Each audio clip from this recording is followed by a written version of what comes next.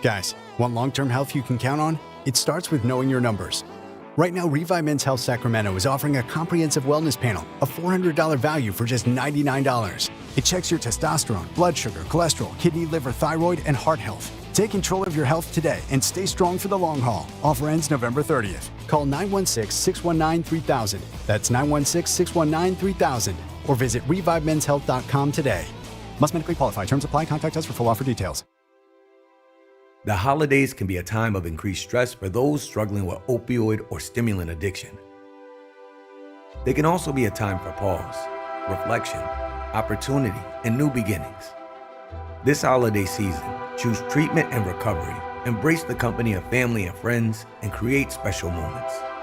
Find a proven opioid or stimulant addiction treatment provider near you at choosechangeca.org. Capital Casino, Sacramento's #1 poker room with primetime football. It's back. Capital Casino is giving away $500 per game in high-hand bonuses for every Sunday, Monday, and Thursday night primetime game, offering the best food, best service, and the best action with the most variety of games in the region and conveniently located at 411 North 16th Street in downtown Sacramento. For more information, log on to capital-casino.com, and please gamble responsibly. 1-800-GAMBLER. This is the story of the one. As a safety manager at a manufacturing plant, he does everything he can to keep his coworkers safe. From finding ways to reduce risks to keeping safety supplies in stock. And for that, he relies on Grainger. Grainger offers a broad range of quality products and next-day delivery, so he can always play it safe. Call 1-800-GRAINGER, click Grainger.com, or just stop by. Grainger, for the ones who get it done. KHD1 Sacramento, KYMX HD3 Sacramento. From the Power Business Technology Toshiba Studios. Sacramento's official home of the 49ers. San Francisco. Sactown Sports, 1140. Feeding your passion for local sports in the afternoon. It's the Drive Guys on your radio at 1140 a.m. Streaming audio at SactownSports.com and the Sactown Sports app. You can also watch the show on YouTube at Sactown Sports 1140. Here are the Drive Guys. Yeah, it's Waddy and Jay today. And Jay, you know Alan Stiles is our friend, good friend. He's been among us now in the River City couple of years. He's had a child born here, so I know that he's a Sacramento guy, but I think he still has a lot of a city boy in him. A few moments ago, as he was saying his farewells, he looked out the window here in our sumptuous studios, and he said, "Oh, there's a turkey in the parking lot." Jay, you know how that is. I was like, yeah, okay. Is there only one out there? Look at the turkey in the parking lot. Come on, Alan. We get that a lot around here, bro. I guess maybe not in his neck of the woods. Yeah, I don't necessarily know where Alan is from in the Bay, so I think East Bay, like Concord. Oh, okay. I think that area. He's an Antioch guy, Yeah, Pittsburgh, like Concord. That's Oakley. Well, I'm pretty sure there's turkeys out there too. Maybe so. Yeah, I'm pretty sure. Maybe he just didn't expect to see one out there. Maybe there's a turkey out there. Yeah, I don't know. I mean, he said it like he was surprised or he was scared. He was that's frightened. how I'm playing it. Okay. Yeah, just kind of like, whoa. But I understand, I guess, that, sometimes you just don't expect to see that, and they are big birds. But I'm feeling a little bit like a turkey myself today, Jay, because I thought coming in today, I figure we're probably going to be talking about at least something the 49ers did. Maybe not a big move. Instead, we're talking about what the Kings did, and the 49ers didn't do anything at the trade deadline. Yeah. Nothing. I'm a little disappointed. I'm processing it. I think I understand it, but deep down, I was hoping something would happen, Jay. Yeah, because as fans, every year we're living in the moment and we want to win right now, especially when it comes to the 49ers who have been right on the precipice of hoisting the Lombardi Trophy and haven't been able to do it. And so, that still sticks with you. It's like, no, we're playing for right now. We're playing for right now. You guys were talking about the window and if it's open and closed, shattered, broken, do you even need to, replace the window? Just keep Allen away from the window. There's a turkey out there. So when it comes to 49ers, I can understand as a fan, I want to win now. So go get the big name. You see Quinnen Williams get traded. You see guys like Jalen Phillips get traded. Guys like that can help you. Mozzie Smith get traded. So I understand that. But I do think Robert Stats Guerra, who's a friend of the show, said it best on Twitter. And you kind of, as you said, you got to process it, but you got to take a step back as a fan and look at it from the 49ers standpoint. This roster is ravaged. And, yeah, they're 6-3. And, yeah, you don't want to look forward to next year. But there's always a but at the end. You have to be realistic with it. And if the 49ers have been realistic, they've told us all year, and it started even in the beginning of the year, and I go back to what Kyle Shanahan said, this team, we understand that there's some people who need to grow into positions and in roles, and as we get further down this year, hopefully we'll be in position to do something.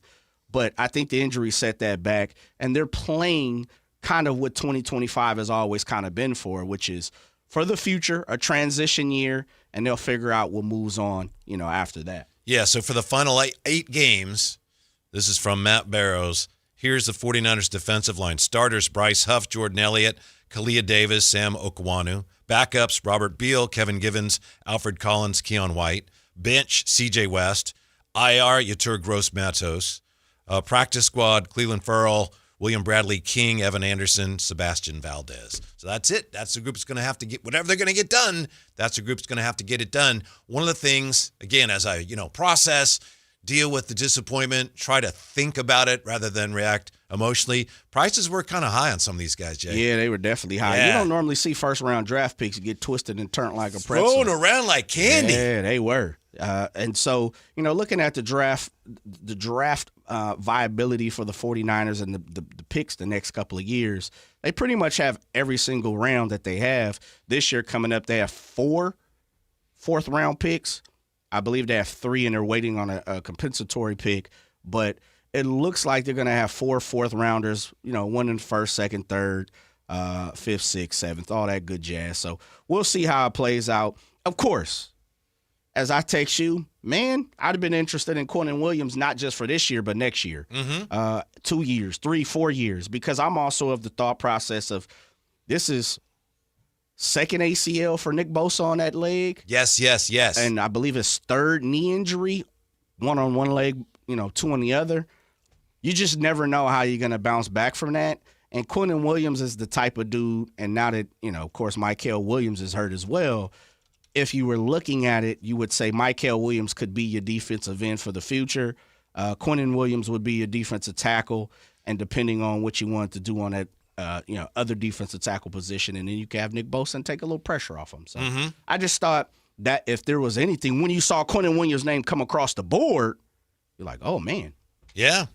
Quinnen Williams to the Cowboys from the Jets in exchange for a 2026 second-round pick, a 2027 first-round pick, which will be the better of 2 that they have available there. One their own, one the Packers pick that they got for, of course, the big trade they made. And then, let's see, Maisie Smith as well. Mozzie Smith. Yeah. Sorry, Mozzie. No worries. Yeah. So a nice deal for the Cowboys. Probably too late for them. Oh, yeah, it's over for them. Mm-hmm. Yeah, don't worry about that. They're playing for next year, too. And, you know, Jerry Jones, he just wants to make a splash. But, yeah, their season's over with. Yeah, they went down last night to Jacoby Brissett. Yeah. Which was beautiful. It was. They got worked by Jacoby Brissett. Yeah, I was like, the great Cowboys losing to the Cardinals. Mm-hmm. No Kyler on Monday Night Football. Man, that was beautiful. With Stephen A. and Jerry Jones box. Love it. And I got Quinnen Williams to replace Michael Parsons. Good luck with that. Yeah. Mm-hmm. We'll see. Quinnen is a beast, though. Mm-hmm. I know. He just plays a different position. Right. We'll see how it plays out. A position that's probably, it's very important, but it's probably not as impactful, as important as the edge rusher. Yeah, but I will say this. If you're talking about the Cowboys and you don't want to give them too much love around here, I wouldn't give them any. It makes sense in the – yeah, well, you're right. I probably shouldn't say it or give him – Are you about to? Yeah, I am. Because if Micah Parsons didn't want to be there, which we still don't know, it sounded like he did in the beginning, and then as relationships just unfused, you know, it didn't work. Quinnen Williams is a heck of a backup to have. Yeah. Especially knowing he's a young gun just as much as Micah Parsons, too, you know. Yeah, what'd you think of Sauce Gardner to the Colts? Man, I thought the Jets fleeced the Colts. Yeah? I truly do. Like, Sauce Gardner is a good corner, but he has a better name than who he had how he plays on the field. I see. Doesn't really live up to his own reputation. Well, the first year he came out and he was a beast, right? And he got the name, and of course, coming out of college, he was highly thought of, highly drafted, a top prospect. But I think, and I saw Pete Prisco of CBS say this, he said kind of in the form of this: the Jets had to give Sauce Gardner, it's kind of like what I had talked about with Keegan. You had to kind of give Sauce Gardner that big deal because he had the name. He still has the name. He still has the lure. And he's a good corner. He's not a shutdown corner, which we've seen. Now, you could believe he is one, but the stats tell you a little different at this point. But they got paid like he was the guy. Oh, yeah. That's almost like an NBA trade. Yes. But how do you think it ranks here, the most impactful positions? Quarterback, edge rusher, and for years it's been left tackle. And I know left tackle is very important. But in the pass-happy NFL, which just gets pass-happier every year, if you have a truly elite corner, that's close to as important, if not more important, than a left tackle, I think, these days. Yeah, you got to give the Colts, as much as I think they overpaid, I think they're going for it. They see something throughout the season where it's open, and they like, look, we have a better team than probably most expected. I'm not sure they believe Daniel Jones would be the guy because, remember, it was a competition in the beginning of the year as cornerback. But the way they're playing, the way they're operating, I don't mind the fact that you go get a Sauce Gardner, who is a high-level corner, no doubt about it. I just don't believe he's the shutdown guy. He's not the Nnamdi Asomugha. He's not the Darrelle Reeves. He's not the Charles Woodson. He's not those guys, but he has that name. Nnamdi at one point in time was considered, one of them guys for a while. But I do think the Jets saw the writing on the wall. They made sense and said, we'll get rid of him. And they get rid of a huge deal the next 3 years. This year, not so much because they've already given them the bonus. Or excuse me, they've already given the money up front. But the next 3 years at mid-20s and get 2 first-round draft picks back in a second. I mean, they fleeced the Colts. Yeah, I understand. Bottom line on the 49ers, I understand their thinking. I still think there's a really good chance they're going to regret it towards the end of this year. But we'll see. In what way? I think they're going to end up being in position where, wow, if we had made one of those trades and brought in somebody, it might have made a difference, like a significant difference in what we did in the postseason. So you believe the 49ers at one point in time during this season will be playing for the championship. Not necessarily the championship. And/or the NFC championship and/or to move on in the playoffs. That's going to make or break what happens this year. I think it could cost them a chance to advance in the postseason. I'm not going to say they're going to go all the way. They would have if they hadn't made this trade. And we'll see. Like I said, and I think you've been saying it longer than I've been saying it. Understand the thinking. As far as the Kings go, Linda Harold in the Chateau. What happened to the Kings last night? Draper was on the call, but they lost. Yeah, it's the first loss this year when Kyle Draper was on the call. Linda, we can ask him because he's supposed to join us today about 3 o'clock. Yes. The Kings fell to the Denver Nuggets in a game that looked like they're going to get blown out. They're still in it. Oh, they're going to get blown out here. Hey, they're still in it. And that kind of was the way it went until they ultimately lost that game last night. The Kings now have scored 125 or more points in 3 straight games, and they've only won one of those games. Jay, it's not the coach. The coach is a good defensive coach. You can preach defense, but the players got to play it. This is not a good defensive team at all. That's going to be the bottom line for them. As exciting as they can be offensively, they just can't get stops when they need them. Not at all. Yeah, you're right. And you know what I took away from it to kind of stem off the topic of what you're talking about is I thought the Kings played a decent game yesterday, a pretty good game yesterday. I think they played, and I don't want to say to their maximum capacity because we've seen bits and parts and pieces throughout the season where I think you could say, and talked about the passing rotations yesterday that they were operating in with Milwaukee. But I thought yesterday showed the fact that the team played pretty well, pretty good, enough to win the game. Offensively, they were excellent. Yeah, but Denver's just a better team. Mm-hmm. They just have better players. That's true, too. And I think that's what I came away walking away from yesterday is to take the words, this team is who we thought they are. Mm-hmm. And I think that's part of what you're saying is coming into the season, we knew they would be deficient defensively. We knew there would be some deficiencies in the way how they approach a Joker, how they approach a Jamal Murray, how they approach a DHO, how they approach a six-man like Tim Hardaway Jr. or Bruce Brown. We knew there were going to be deficiencies in this team. And so as much as we're going to sit around and talk about the defense isn't that good, it's kind of like the 49ers situation. If we really take a step back and look at reality, Denver's just a better team right now than the Kings, and it showed. They didn't get blown out. The Kings didn't play super terrible. They didn't play that great. They played a pretty good game, and Denver did too, and Denver's just a better team right now. Yeah, that's true, but they had a chance to win that game. They had a legitimate chance. That would have been a huge win for them. Which is excels the point, Whitey. Denver's a better team than them. Yeah, but you have a chance to beat a better team on the road, and the lack of defense is going to be something that they look like they're serious, at least in the short term, about trying to win games, trying to get into at least the play-in picture. And it's going to be really tough to do when you just can't get stops. The good news to me, the really good news, is Nick Clifford. Yeah, he looked good. Yeah, in front of his home crowd, his home fans and all that, family and everything. But 8 points for him in 18 and a half minutes. He had 3 assists, but every time one of the young players plays well, that's great. Right now, he's about the only really young guy that's playing. Isaac Jones gone now. The Kings letting him go to bring in Precious Achiuwa. And today's other news, Maxime Reynaud going to Stockton, Jay. Getting a little more playing time, which is good for the young fella. Go out there and develop some skills and actually get to put 2 feet on the floor. I have to think he's maybe not as far along defensively as they hoped he was, but I can't say, they're probably not surprised that that he's not been able to stay on the floor. But the problem with being a big in the G League is you don't face competition that's very good, because if you're big and you're any good, you're in the NBA. At the same time, you're playing. At least he gets to play. Yeah. So that's a good thing. And speaking of young players, of course, a lot of fans around here are upset. Some are downright upset that Isaac Jones no longer part of the equation. Yeah. IJ has a lot of fans, right? Yeah. He had a fan club. There was an IJ fan club, no doubt about it. He just was having a hard time staying on the floor, and he's only, as we said yesterday, he's only 1 year younger than Precious Achiuwa. The Kings feeling like, wow, we just don't have enough size right now. It's one of the reasons they've had so many problems defensively.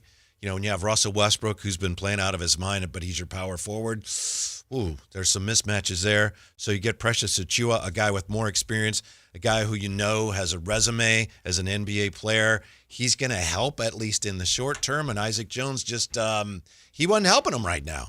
No, it's kind of what we talked about with Max. He just has a hard time getting 2 feet on the floor and staying there for a long, extended period of time. The Kings need, as you talk about being deficient defensively, the Kings need size. Yeah. They truly do. Yeah. And if you're sending one of your big men, who is 7 foot, 7'1" listed, and Max, and you're sending him down to Stockton, and then at the same time, you're kind of looking around and saying, well, one of our other big guys, IJ's not able to get on the floor for whatever reason. We can have that discussion, but he's not able to get on the floor and stay there. Then, we probably need to make a move to someone that we can utilize to be on the floor. Yeah. Somebody's coming after me here, Jay. Okay. And I want to address that, clarify this. Jeff M., and thank you, Jeff M., for being with us. Jeff M. says, it's not fair to say that the G League players aren't very good. Teams find some gems there. No question. We've seen that. There are some really good players in the G League. My point was, and perhaps it's on me for not making it more clearly, if you have ability and you have size, there's a really good chance you're going to be playing at the NBA level. There's a lot of bigs in the G League that aren't there yet. My point is that Maxime Reynaud will be facing other bigs who probably aren't that good by NBA standards. That is the point I was making. But he is playing, which is more important. Because, again, at the risk of being redundant, if you got size and you can play at all, there's a good chance somebody's going to find a spot for you in the NBA. Or at least have you on that roster to play certain points at times, where I think the argument for a big, and I remember you mentioning that last year, which actually I hadn't even thought or processed what you had just talked about last year when you brought that up, meaning last season. I'm in agreement with you, though. in the form of. I think I heard someone on Alan's show say that. We were talking about that, Jay, when you and I were there, and we were talking about, Scal was a great G League guy. And he can't dominating. Yeah, just it doesn't translate to the NBA. If for whatever reason he can't find a place in the NBA to showcase his talents, which probably means he may not be as talented as we believe. There's always an exception to the rule. Yeah. There's always people, diamonds in the rough. Max McClung just got signed by the Pacers, and he looks to be decent. He's scrappy. He's playing very well defensively and hitting shots that they need. That's just an exception to the rule in many ways. You could talk about Keon Ellis looking like an exception to the rule. But I tend to agree with you, and I understand what Jeff M. is saying. Yeah, there's a lot of talent. There is. And I also, and I may be reading into this a little bit, I just kind of go back to my argument, which is the recycled quarterback. You can't tell me there aren't guys who are in the USFL and other leagues or somebody sitting on the couch who probably is better than some NFL third stringers. They just aren't given the opportunity. Kurt Warner, right? Well, Kurt Warner was in the bagging groceries. Arena League, Iowa Barnstormers. Yeah. And bagging groceries. Yeah. At your local Bel Air. So Vons, at your local Vons. So I get what Jeff is saying. Do you think Kurt Warner put the bread on the bottom? Don't you hate that one? Nah, he don't look like. He looked like he, was a quarterback. He paid attention to detail, right. so he probably, he probably put the canned goods on the bottom. Absolutely, and the bread on the top. Matter of fact, Kurt looked like the type of person that bags the bread and the eggs up differently. Just put them right there in the little slot. I think you're right. Of the basket. Dwayne Baker says IJ is just a guy. Kings fans fall in love with guys like that too easy. I agree. But Amadrock says he was our guy, though. Brought him up through the ranks. Agreed. There is a lot of gray area with IJ. In one category for me, Whitey, is just what, who'd you say that said Amadrock? I think said, we get in touch, or maybe it's Dwayne Baker, excuse me. Yeah, Dwayne Baker. Dwayne Baker is spot on. Yeah. It's something that we've had conversations before. Sacramento Kings fans in the Kingdom, we're the best because we support the 15th player just like we support the star of the team. And we love the underdog. Absolutely. Undrafted. Come on now. Yeah. And look at that. He got a regular NBA contract. Let's go, IJ. Absolutely. Yes. We tend to latch on to people like that. And once you're a king, you're always a king unless you're Spencer Hawes, right? And so beyond that, I also agree with the fact that this, too, is IJ may have a little bit of untapped talent. Maybe he wasn't given an opportunity to show us like, he's a 15th guy versus, he may be somebody that could be in a rotation. I think there were flashes of both. I think we saw a couple times, especially on a height deficient team like the Kings, where it's like, just give him a little more opportunity. Right. Let him let us see if he can really hold that position. And then at the same time, it was like, and this is part of being like we're talking about the 49er fans. You have to be real, too, about it. And there's a reason why undrafted. There's a reason why he's had to go through some of the things that he's had to obtain an NBA contract. And with that being said, I just truly believe in some form or fashion, if he was anything like some people believe, he'd be playing by now. Yeah, I think so. And I have nothing against him. I'm rooting for him. It'd be great if somehow he could end up back in Stockton. I don't know how feasible that is. But given that Keegan went down and then Maxime Reynaud went down, excuse me, not Maxime Reynaud, I meant to say Nee Clifford, then you had that, as you were saying, Jay, you had a need in the front court. So guys like, well, not guys like, but specifically Saric and Isaac Jones, it's like, there's your opportunity. Yeah. And they were not able to take advantage of that, which tells you that the people making the decisions wanted them to, right? It'd be great if one of these guys really stepped up here and grabbed more minutes, and they couldn't do it. Yeah. And I'll peel back the curtain a little bit in this form. I know Coach Christie is a huge fan of IJ because I've had conversations, and he's been on this show, and he's talked about before he was the head coach of how athletic he was, and he has something. Unfortunately, there's 4, 5, 6, 7 people making decisions, and it's not a one-off, and so it's interesting in the form of IJ probably, it felt like coming into the season, had an opportunity.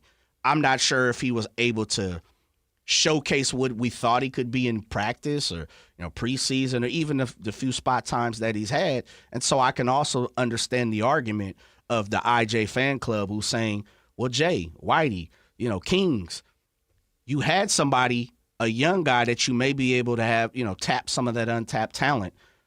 It's interesting. I just don't know. I really don't know. I can see it from both sides, though. Yeah. Ken Holm asked a question that a lot of people are asking. Why not drop McDermott instead?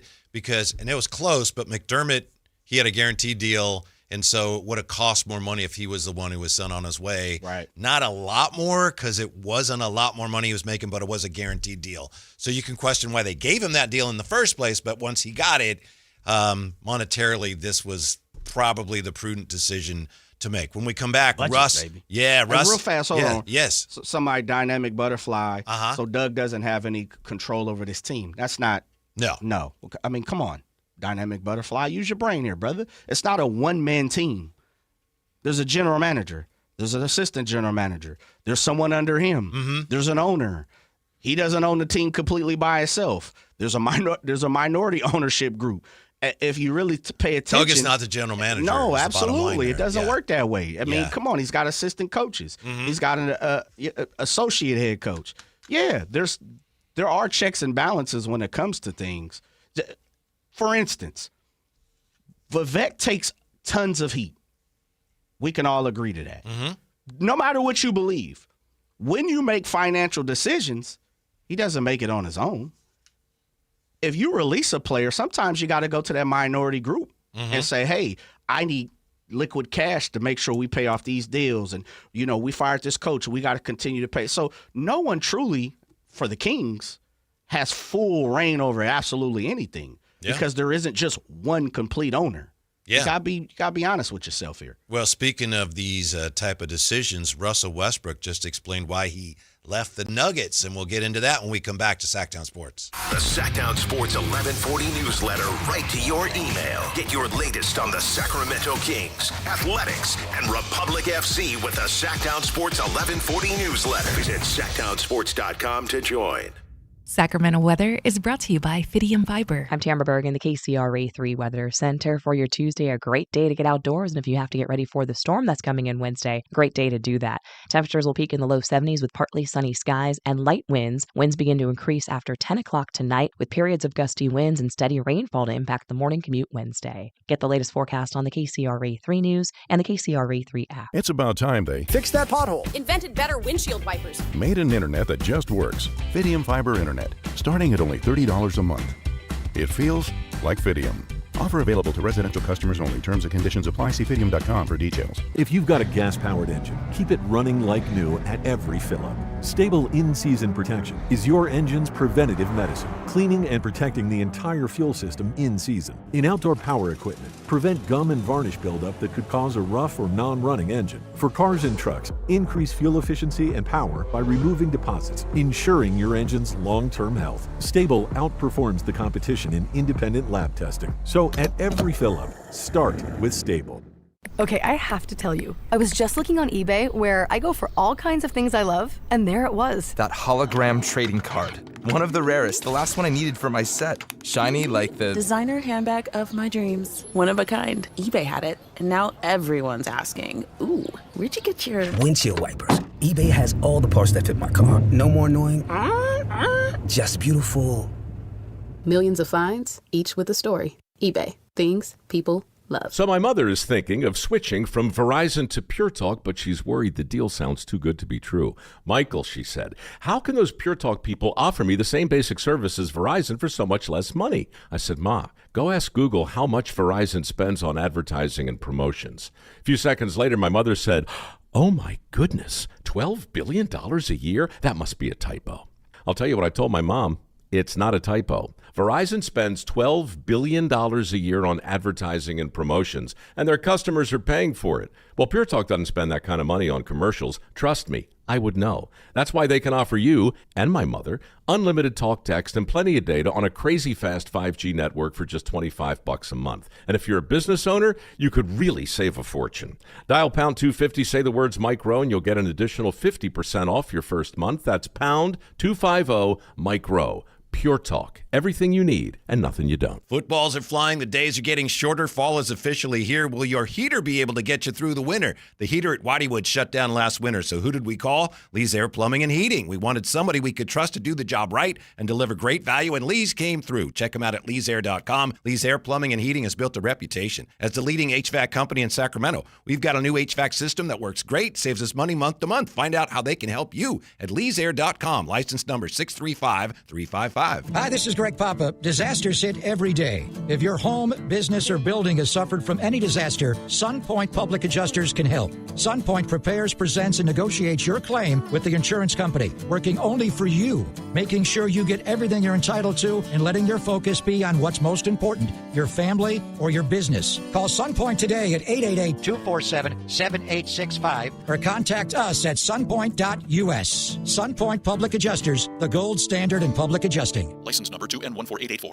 Hey everyone, it's Kyle Draper here. If you're in the market for a new car, let me tell you about my experience with Mercedes-Benz of Stockton. From the moment I walked into their state-of-the-art showroom, I knew I was making the right choice. There was no pressure from the sales staff, and if I'm being honest, I felt like a kid in a candy store. I settled on the all-electric EQS SUV, and let me tell you why. First of all, the comfort. After a long day at work, I actually look forward to being in my car. It has several different massage settings, including my favorite, hot relaxing back. Plus, the seat heating and cooling features are perfect for the hot summer or those chilly mornings. Mercedes-Benz has the reputation of making the finest cars in the world. Now it's your turn to experience what I already know. Mercedes-Benz of Stockton is the best car buying experience you'll ever have. They're just a short drive down I-5, or you can shop online anytime at mbfstockton.com. That's mbfstockton.com, and tell them Drape sent you.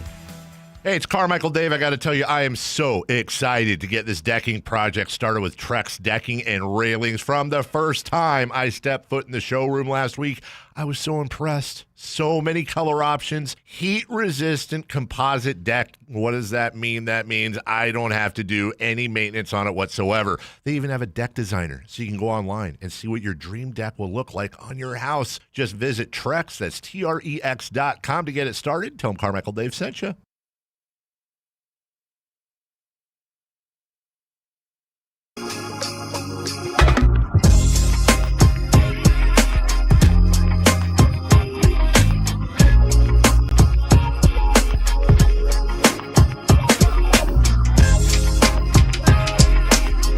DeRozan going to shoot one from midcourt to beat the horn. Comes up short, and that will finish it. Officially, Denver has won its sixth straight against Sacramento by a final score of 130 to 124. And just like the games that were swept by Denver last season, all by single digits. This one was a wire-to-wire win, however, for the Nuggets. The Drive Guys powering your afternoons Monday through Friday on Sactown Sports. We've been talking a lot about the Kings this year and how they need to have more dogs and who's got the dog in them. Russell Westbrook did last night, returning to Denver, scoring 26, 12 rebounds, 6 assists. He explained after the game why he left Denver, and we'll get back to that in just a moment. But speaking of dogs, I've been looking forward to asking you about this, Jay, because I know you're a dog owner.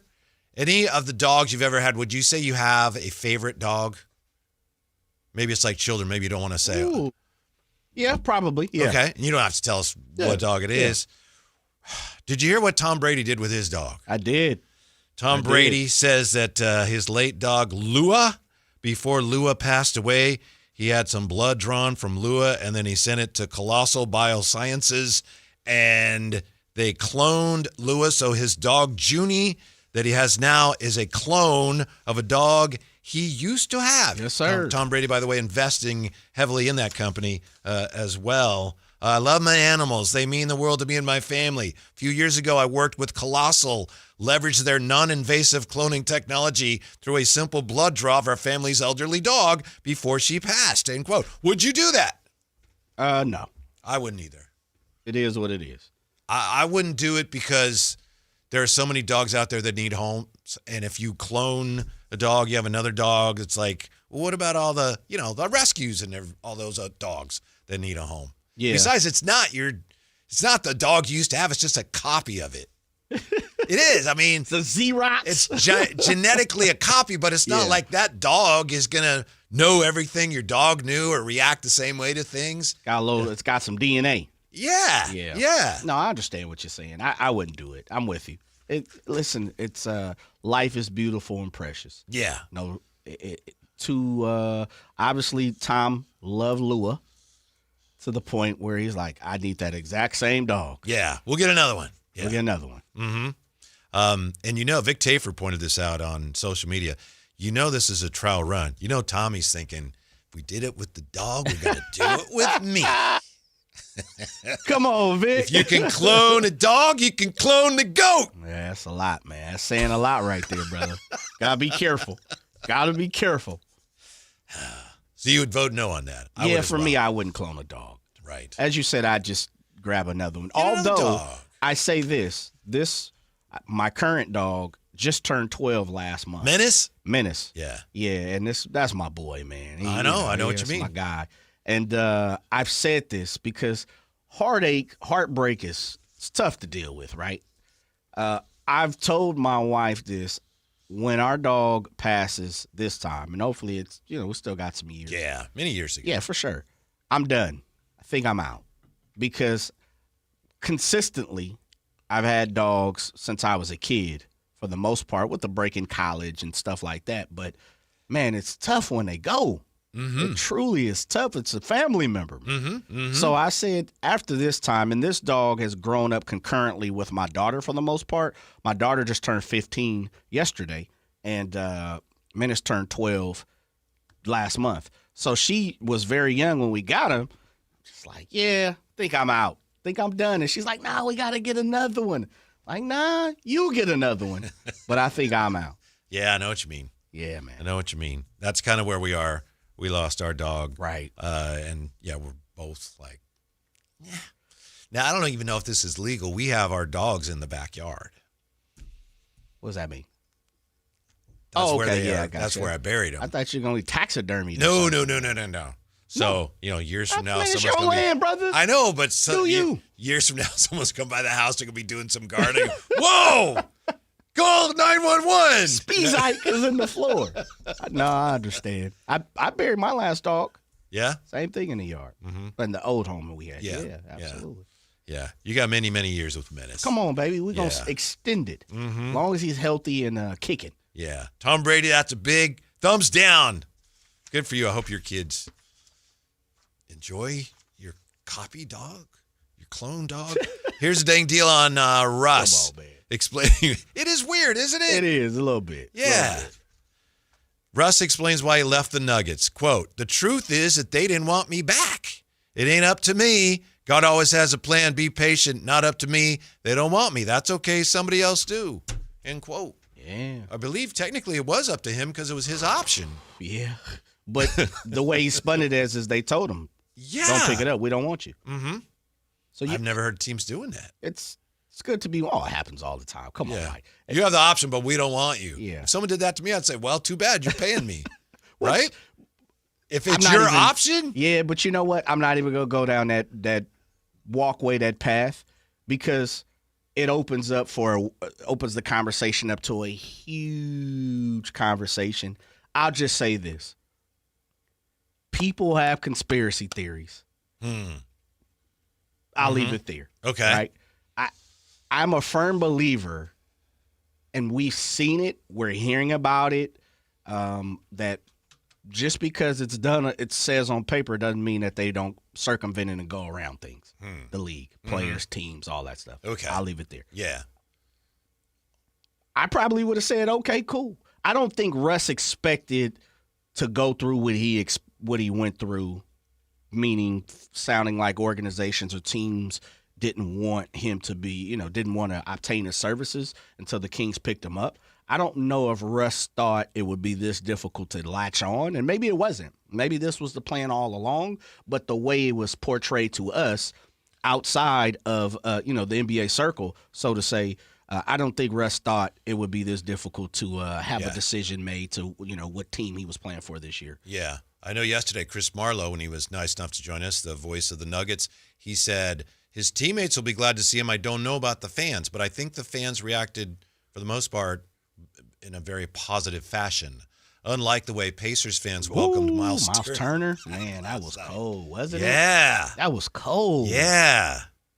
10 years of my life. Mm-hmm. Stuck with you guys, re-signed multiple times, blood, sweat, and tears. Oh, man, the Pacers gave it to him. And from all accounts, he wanted to re-sign. They just didn't want to give him the money. And, of course, when Tyrese went down, they figured that punt on this season. Right. So the way they did Miles Turner, and he was very gracious after the game and Woody had conversation. I'll pull it up so we can hear. But man, I might have said something a little different. Well, Russ, I mean, I think he kind of bit his tongue a little bit too, right? Yes, he could have. There's a lot of other things he could have said if that's really what happened. If they told him we don't want you, a lot of different things he could have said. Yeah, what do you think he would have said? What do you think Russ would have said? Because Russ is a cold boy, man. He is, but he speaks with his actions like he did last night. Yeah, he does. He truly does. One thing about Russ is what you're getting more times than not. I think he's straightforward in what he says. I think, as you said, his actions pretty much show, forthright. They're forthcoming. I don't think you have to do a lot of guessing when it comes to Mr. Westbrook. I think he's enjoying being here for this reason. The last couple teams he's been on that were good teams, the Lakers and Denver, it was like, Russ, look, we have a really good team. We just need you to come in and help. We don't need the full Russ experience. You're coming off the bench, you're doing this, you're doing that. Here, it's like, Russ, we need full Russ.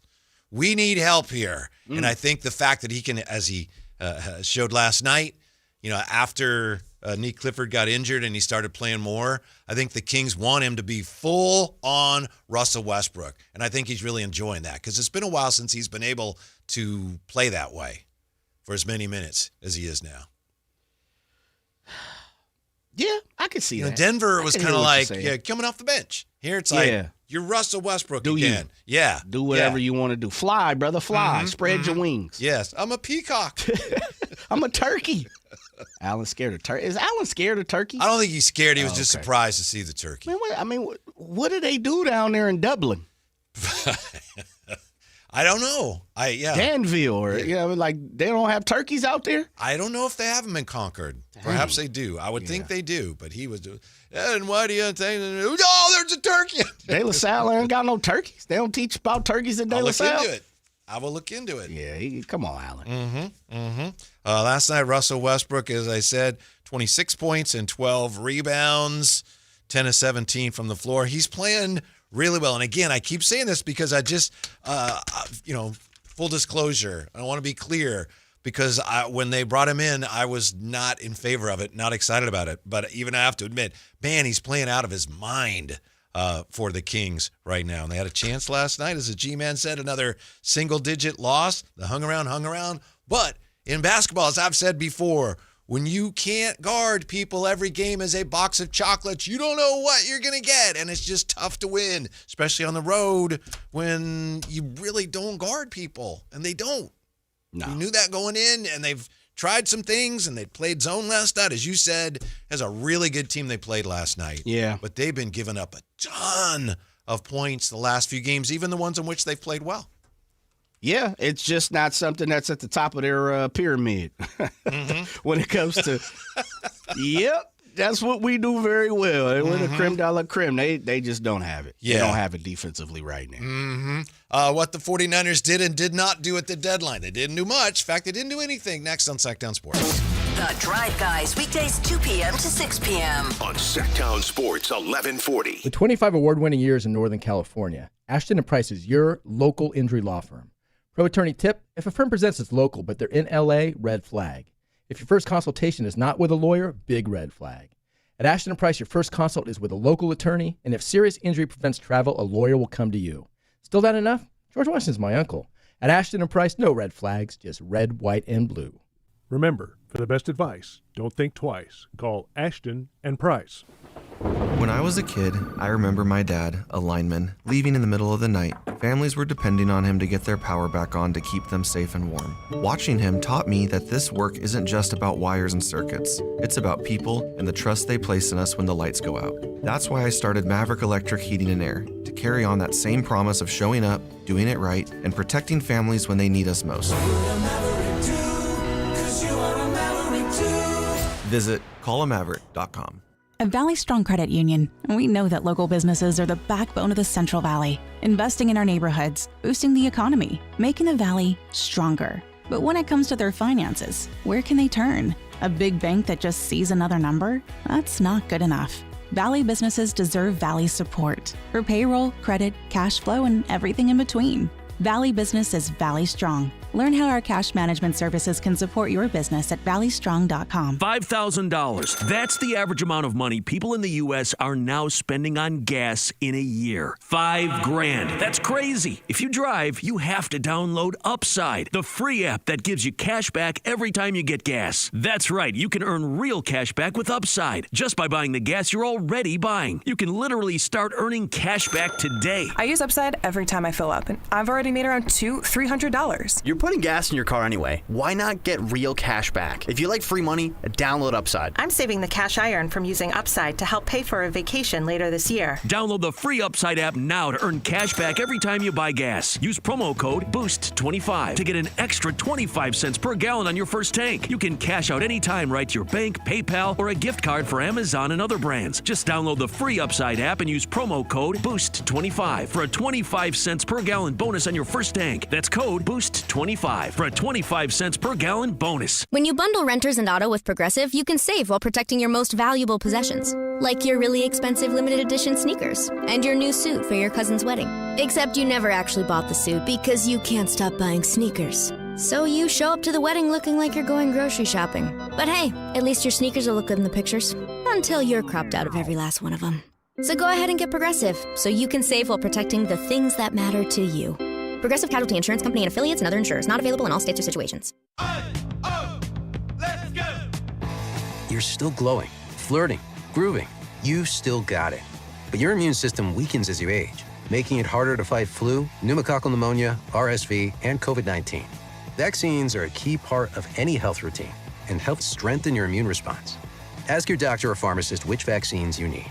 Schedule in minutes at vaxassist.com. Sponsored by Pfizer.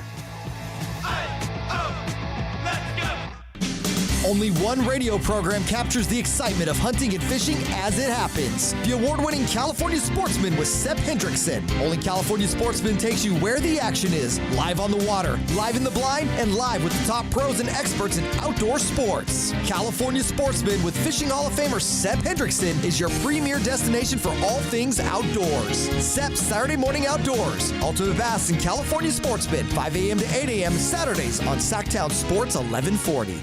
Listen to the 49ers Red Zone Report daily, brought to you by Mountain Mike's Pizza, the official pizza of the 49ers. Mountain Mike's Pizza, pizza the way it ought to be. Need cash fast? Tap into the value of your home with a home equity line of credit from Valley Strong Credit Union. Whether it's for home improvements, debt consolidation, or that dream vacation, you can get your cash offer in minutes. That's right, just minutes to unlock the power of your home's equity with no hard credit pull to see how much cash you can get. No stress, no waiting. Just smart, local banking that puts you first. Grow your possibilities with Valley Strong Credit Union. Visit valleystrong.com to get started today.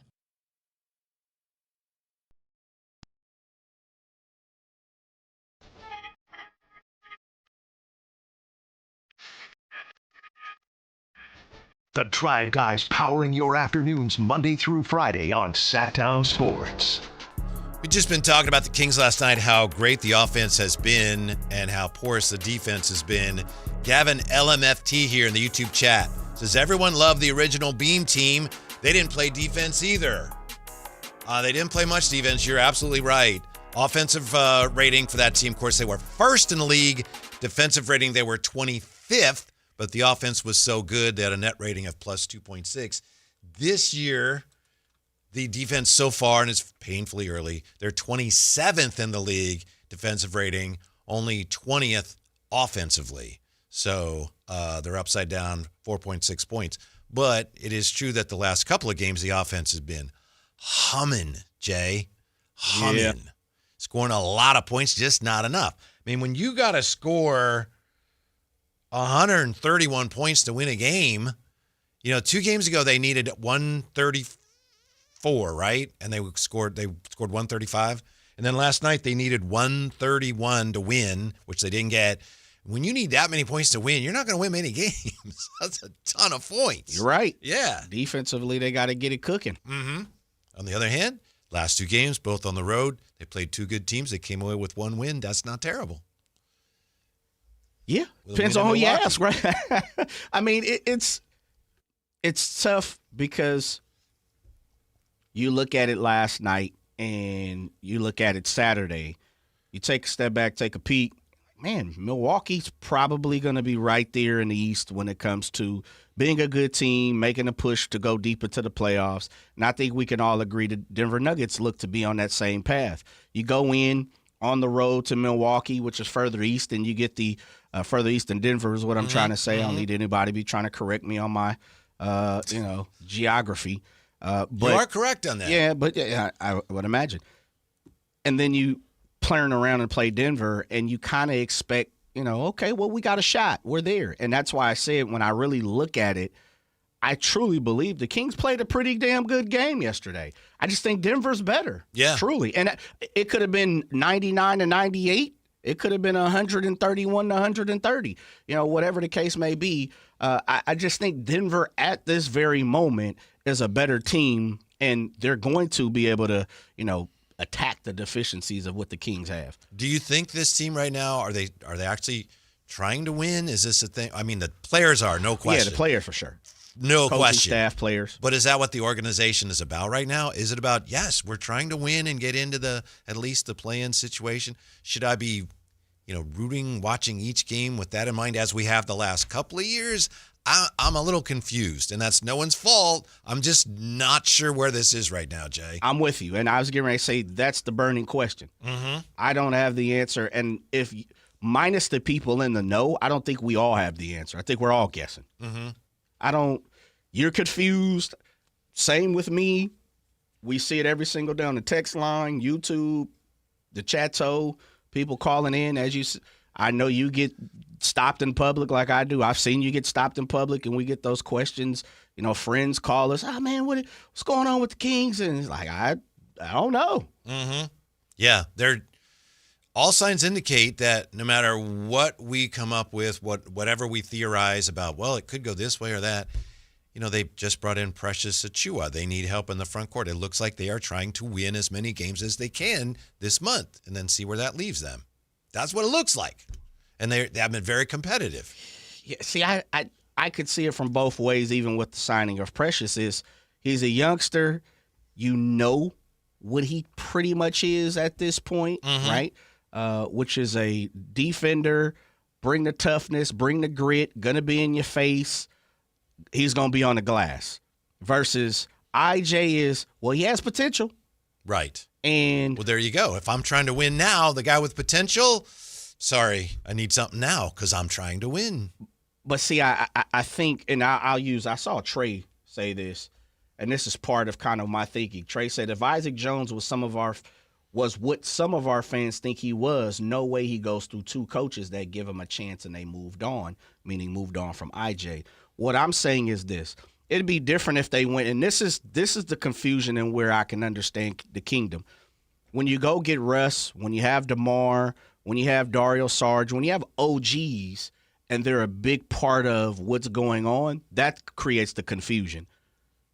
Are we trying to win versus, as some people want to do, play the tanking role, play the youngsters, and see what happens? With Precious, to me, he's right down the middle, and that's why the Precious move to me is, I think he can be here for this year, and I think if they like what they see, he could be here for next year as well. Yeah, because he's 26. Mm-hmm. He's pretty much known. He's a known commodity. He's got a Nike in both camps. Yes, sir. In a way, yes, sir. You could look at it that way. Does Precious wear Nikes? We should check when I should when he laces them up. Mm-hmm. He might be a leaning guy or something. He might be, yeah. And you haven't. Have you seen the Lord of the Rings movies? I know we've talked about it. I've seen them. Every time I hear his name, I think of Gollum. My precious. My precious. Yeah. Mm-hmm. Yeah. It's. I don't know if he likes that, but that's what I think of. He may hate it. He may really hate it. I'm pretty sure he's been asked that a few times. We had to check. He's of Nigerian descent. Mm-hmm. Right? Precious is. Very religious family. Yes, sir. Uh-huh. Yes, sir. For me, Precious is one of those guys that, as you said, he fits the bill of any conversation. Right. And I heard, it was Alan. Yeah, who talked to Michael Scotto today, friend of the show, about. Used to be a friend of our show. Now he's a friend of Alan's show. Well, it doesn't matter, man. Doesn't matter to you. I'm very petty about those things. Why are you I'm just petty kidding. I'm kidding. Alan's my guy. Michael Scott's that ain't nothing but a text message. Hey, Mike, check this out. Leave them youngsters alone and come over here to the OGs. No, I would never do that. Mike is. I've been rocking with Mike way before Michael Scotto was Michael Scotto. So I know. He's a good dude, but glad to see him move up the rankings, by the way. Precious fits both timelines. I think, I could be completely wrong. I think this is a Scott Perry move. I think Scott Perry, we know, he's a Knicks, Precious was, but I think this has Scott Perry's fingertips all over it. Mm-hmm. Kind of I'll go back to kind of what I talked about with Russ. I think Precious is the type of guy that is going to come in, set the tone. He's going to look around, clothesline a person when you need it, talk a little smoke to when you need it. And definitely they need help on the glass right now, which is short, man. Every put it this way, everybody out there that's playing for the Kings right now is under the Mendoza line. Oh, yeah. The Nuggets would come down and then they'd run that, that flex cut on the baseline, throw the lob. And there's nothing, you'd have like Russ is 6'4", and then you have somebody who's 6'9", just run up to catch the lob and dunk it. Right. It's like the junior high team playing the high school varsity. High school squad. They're just too tall, coach. It's like athletically, I'm near. I'm in place. Yeah. But the wingspan doesn't get up that high. Mm-hmm. By the way, Precious Achiuwa was the 20th pick in the 2020 draft. That's the draft in which the Kings got Halliburton 12th. Yeah. And that ended up being a really good draft, or it looks like it, because it was Ant, Wiseman, LaMelo, Patrick Williams, Okoro, Okongwu, 6th. That thing is loaded. Killian Hayes, 7th. Ant. Obi Toppin, Denny Avdia, Jalen Smith, Devin Vassell, Tyrese, Kira Lewis Jr., Neesmith, Cole Anthony, Isaiah Stewart, Pokushevsky, Josh Green, Sadiq Bey. Precious Achiuwa was drafted 20th, just ahead of Tyrese Maxey. Man. That thing was baked potato. There's some good players in there. And then after that came Emmanuel Quickley and Peyton Pritchard and Jaden McDaniels and Desmond Bain. Man. That was a good draft. You needed 2 or 3 picks in the first round right there. Mm-hmm. Where was that draft when the Kings had 3 draft picks in the first round? Kings did well in that draft, though. They did. They did. And they ended up also with Jamias Ramsey. Pick 43. Somebody around here loves Jamias Ramsey. I can't remember who it is, though. And then the last, the Mr. Relevant was actually Sam Merrill. So that was a good draft. But, yeah, that was Precious Achiuwa, the 20th pick. The difference between he and Isaac Jones, he's clearly right now, there's no question he's better. But he's not going to get any better than he is now. You know what he is. He's a known commodity. Yeah. Whereas, a lot of people still hoping, thinking, praying that Isaac Jones may find another level. It looks like the people that are making the decisions don't think that's likely. Yeah, more power to him. And I hope he does. I hope he proves everybody wrong and, get whatever you possibly can get when you can get it, Isaac Jones. Yeah. I'm in the boat of I like Precious Achiuwa more than I like IJ. Mm-hmm. And that's not – I don't know what they do with Precious Achiuwa post this year. I think Precious Achiuwa is somebody that should probably been on this roster. If you liked him now, that means you liked him 2 months ago. Mm-hmm. Probably should have had him on the roster 2 months ago. Yeah, well, I think he was available, and then Miami picked him up, and then they let him go just recently. Right, but I'm saying he was available during off-season. Yes. And bust that move if you like him. Yep, I remember we talked about him. When we come back, Drape's Takes, Kyle Draper joining us to explain how the Kings lost with him doing play-by-play for the first time this year. Next on Sactown Sports. This is the story of the one. As a safety manager at a manufacturing plant, he does everything he can to keep his coworkers safe. From finding ways to reduce risks to keeping safety supplies in stock. And for that, he relies on Grainger, Grainger offers a broad range of quality products and next-day delivery, so he can always play it safe. Call 1-800-GRAINGER, click Grainger.com, or just stop by. Grainger, for the ones who get it done. Guys, want long-term health you can count on? It starts with knowing your numbers. Right now, Revive Men's Health Sacramento is offering a comprehensive wellness panel, a $400 value for just $99. It checks your testosterone, blood sugar, cholesterol, kidney, liver, thyroid, and heart health. Take control of your health today and stay strong for the long haul. Offer ends November 30th. Call 916-619-3000. That's 916-619-3000. Or visit ReviveMen'sHealth.com today.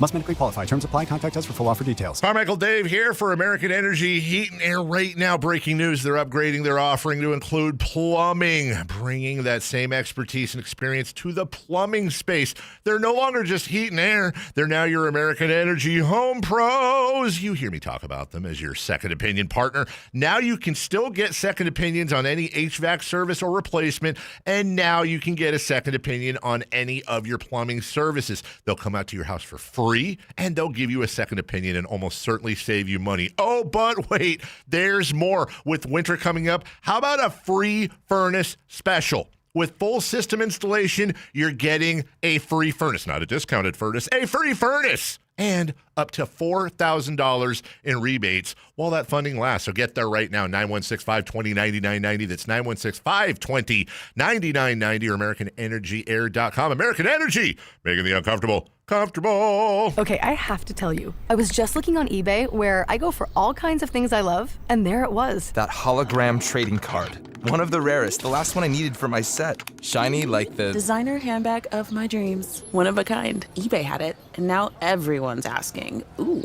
where'd you get your windshield wipers? eBay has all the parts that fit my car. No more annoying, just beautiful. Millions of finds, each with a story. eBay. Things people love. When you're hiring, have you ever felt like you're missing out on meeting great candidates? Well, they're not hard to find when you go to ZipRecruiter. ZipRecruiter helps 10 million people with their job search every day. People who are actively looking for jobs like yours. So it's easy to find the right person fast. 4 out of 5 employers who post on ZipRecruiter get a quality candidate within the first day. Try ZipRecruiter for free at ZipRecruiter.com/free. That's ZipRecruiter.com/free. KHD1 Sacramento, KYMX HD3 Sacramento. From the Power Business Technology Toshiba Studios. This is Sactown Sports 1140.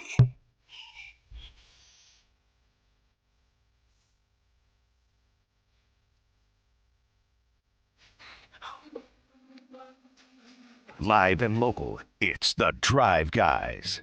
Watch the show on youtube.com/Sactown Sports 1140.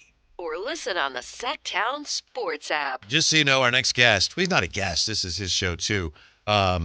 He will not tolerate any negativity. Last night, you may have heard Katie say something like, well, the Kings are playing some really good teams coming up. And he said, Katie, why are you being so negative? And she said, I'm not being negative. That's who they play. I had to straighten her out real fast. That's Kyle what Draper, I'm talking about. Yeah. Kyle Draper back with us. How are you, Drapes? What's up, fellas? I'm actually doing pretty good. I'm in a good state of mind. I'm feeling good. Happy to be home for a week. So I'm good, baby. I'm good. Happy to be on with my guys, too. What's going on? Well, what's going on is Linda Harold wanted to know how the Kings lost when you were calling the game, because that's the first time that's happened. That's a great question. And I actually thought about that, too. You know, I literally, as the clock was ticking down to 0, I'm like, damn, I can't say that, you know, I haven't lost the game yet. Your boy was 2-0, you know, and Mark, I don't remember his record, but I know it wasn't 2-0. And so I was feeling good, man. I was feeling good. And then, you know, we could just never get over the hump yesterday, never really make that charge. You know, we needed like a 10-0 run, a 12-0 run, something like that. And it just never came last night. Drapes, one of the things I talked about today was, and I mean, I guess for a lack of a better phrase, the Kings were who I thought they were, meaning Denver was just a better team last night. The Kings didn't play bad. They didn't play great. They played pretty much like I thought this iteration of the Kings would be. And Denver at this moment of the season, and maybe the whole season, but speaking of our current situation, I just thought Denver was a better team. Yeah, Jay, and I think what you saw is Denver knows who they are. You know, their core has been together for years now. You got the best player in the world in Jokic that can sort of pick you apart like Tom Brady did when he was with the Patriots. And the Kings are a team that's still trying to figure it out. It's interesting. I had a conversation with one of the coaches before the game, and we talked about defense against Denver. And one of the things I asked him, I said, is this one of those games, maybe more so than any game this season, where defensively it has to be five guys on the string, five guys locked in? And they said yes. And what you saw, Denver exploited it, too many mistakes and, communication issues. And, to Jay's point, Denver's a team with championship aspirations and legitimate ones. We're a team right now still trying to figure it out, still trying to learn each other, still trying to develop a culture and identity. Yeah, Drapes, I think we had talked about this. Every time in recent years when the Kings played the Nuggets, we had that whole Michael Malone, axe to grind drama, and I was getting tired of that. We didn't have that last night, but we did have the whole Russell Westbrook back against the Nuggets drama. How it appeared or sounded on TV like he was pretty well received by the fans last night. Was that the case? Well, and the fan base is interesting, and that was something I was paying attention to. Mm-hmm. When Russ got introduced, he got booed, fellas. Oh, okay. I heard some boos out there. Mm-hmm. But then they played like a tribute video, a thank you, Russ, and the crowd stood up and cheered him on and everything like that. And so it was kind of a mixed bag. It was, when you're introduced, you're an opponent, but, we're going to recognize you and give you some love. I thought his comments afterwards were interesting. I'm sure you guys saw, some of the quotes out there. It ended pretty badly. Sounds like he didn't want to leave. It was them making that decision, which I think, upset him a little bit. But, their loss is our gain. I thought he was fantastic last night. I know he had the 6 turnovers, but his turnovers are from a effort standpoint, you know what I mean? Trying to do the right thing, trying to play fast. It's not like, he's, in the half court set just throwing. He gets a steal, he's fired up, he's going the other way and maybe moves a little too fast.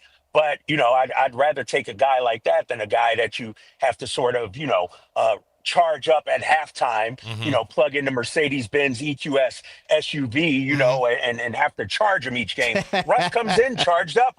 You like that plug right there, right? You like Where can we get one of those, Drake? My company, I'm gonna make sure you're the advertiser, brother. Where can we get one of those Mercedes? Mercedes-Benz of Stockton. Okay, I got to invoice them. As a matter of fact, I got to get that check for this month. That's not a freebie. Hey, Drapes, before you do your Drapes takes real fast, man, I don't think you could talk about Precious yet because he's not under contract, but IJ just they announced it though, Jay. Oh, did they? I didn't get okay.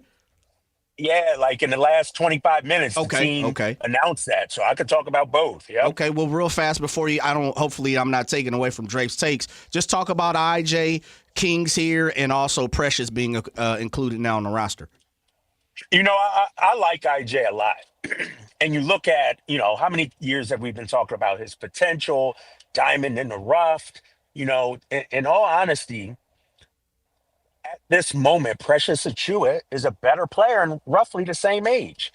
And so, you could argue if Isaac Jones was 10 months older, he'd be Precious Achiuwa. You know what I mean? And fans would be okay, with us keeping Precious. And so I like the move, bringing a guy like Precious Achiuwa in. He's a guy that knows who he is. He's a guy that's, played 6 seasons in the NBA, has been in the trenches. Whereas Isaac, I hope it turns out well. We've seen flashes, but he just didn't get, I think, the full opportunity. And I don't know if we have that kind of, patience, and will he ever turn into that? A lot of people say, well, why don't you get rid of, so-and-so or this guy and that guy?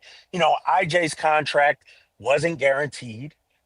So, there was a financial component, I would imagine. That's just my thinking, whereas Dario Saric, some of these other guys, you got to eat that contract. And so I like Precious Achiuwa. This is a guy, Jay and Whitey, remember, we talked about in the offseason. Yep. He was one of our guys. We said, maybe they should go out and get Precious. So, no, I think, he'll help us out immediately. All right. Whenever you're ready, Drapes, Jay has your music, so fire away when ready. All right, Jay. Can you play the music, big fella? man. Just take it easy. All right. First of all, I know y'all coming to me for my Kings takes and all that, but your boy just left the golf course, fellas. Just left the golf course. I'm just saying, I might have finally figured something out, boys. Nice. This is like that when Jay asked me how I was doing, I'm doing great. Shot a 92. That's not great. I understand that. But Whitey and Jay, listen to this. Last 5 holes, par, par, par, par, and I missed a 3-footer for par. Wow. So I was 1 over through the last 5 holes, and I made an adjustment in my swing, and I think it's something that can carry. So your boy is fired up. You got to get back out there. Day. Yeah. I know, right? I should have played 36 today. Now, I was going to say you need to play a nighttime 9. Right? I may go back out. Seriously. The local municipal. But, you know, back to last night's game, fellas. Tough loss. Let me just say this. I've gone on record how much I'm not a Joker fan. I don't like the Denver Nuggets. He flops around a lot. Jamal Murray's a front runner, if you ask me. But damn, Jokic is good. He picked us apart. Whatever we tried to do, he found the open man, and there's a reason why he's a 3-time MVP. I'm going to tip my cap. One time this year, fellas, tip my cap to the Jokers, because think about it, guys. He came out and set the tone. That first quarter, him bombing away from 3, him making the passes, him scoring away. I think he had 15 in the first quarter, something like that. He set the tone, and man, he is great. He's fantastic. Let's talk about our boys real quick. I'm going to start with the rookie, Neat Clifford. I thought he got the short end of the whistle a little bit last night. He got some rookie calls against him.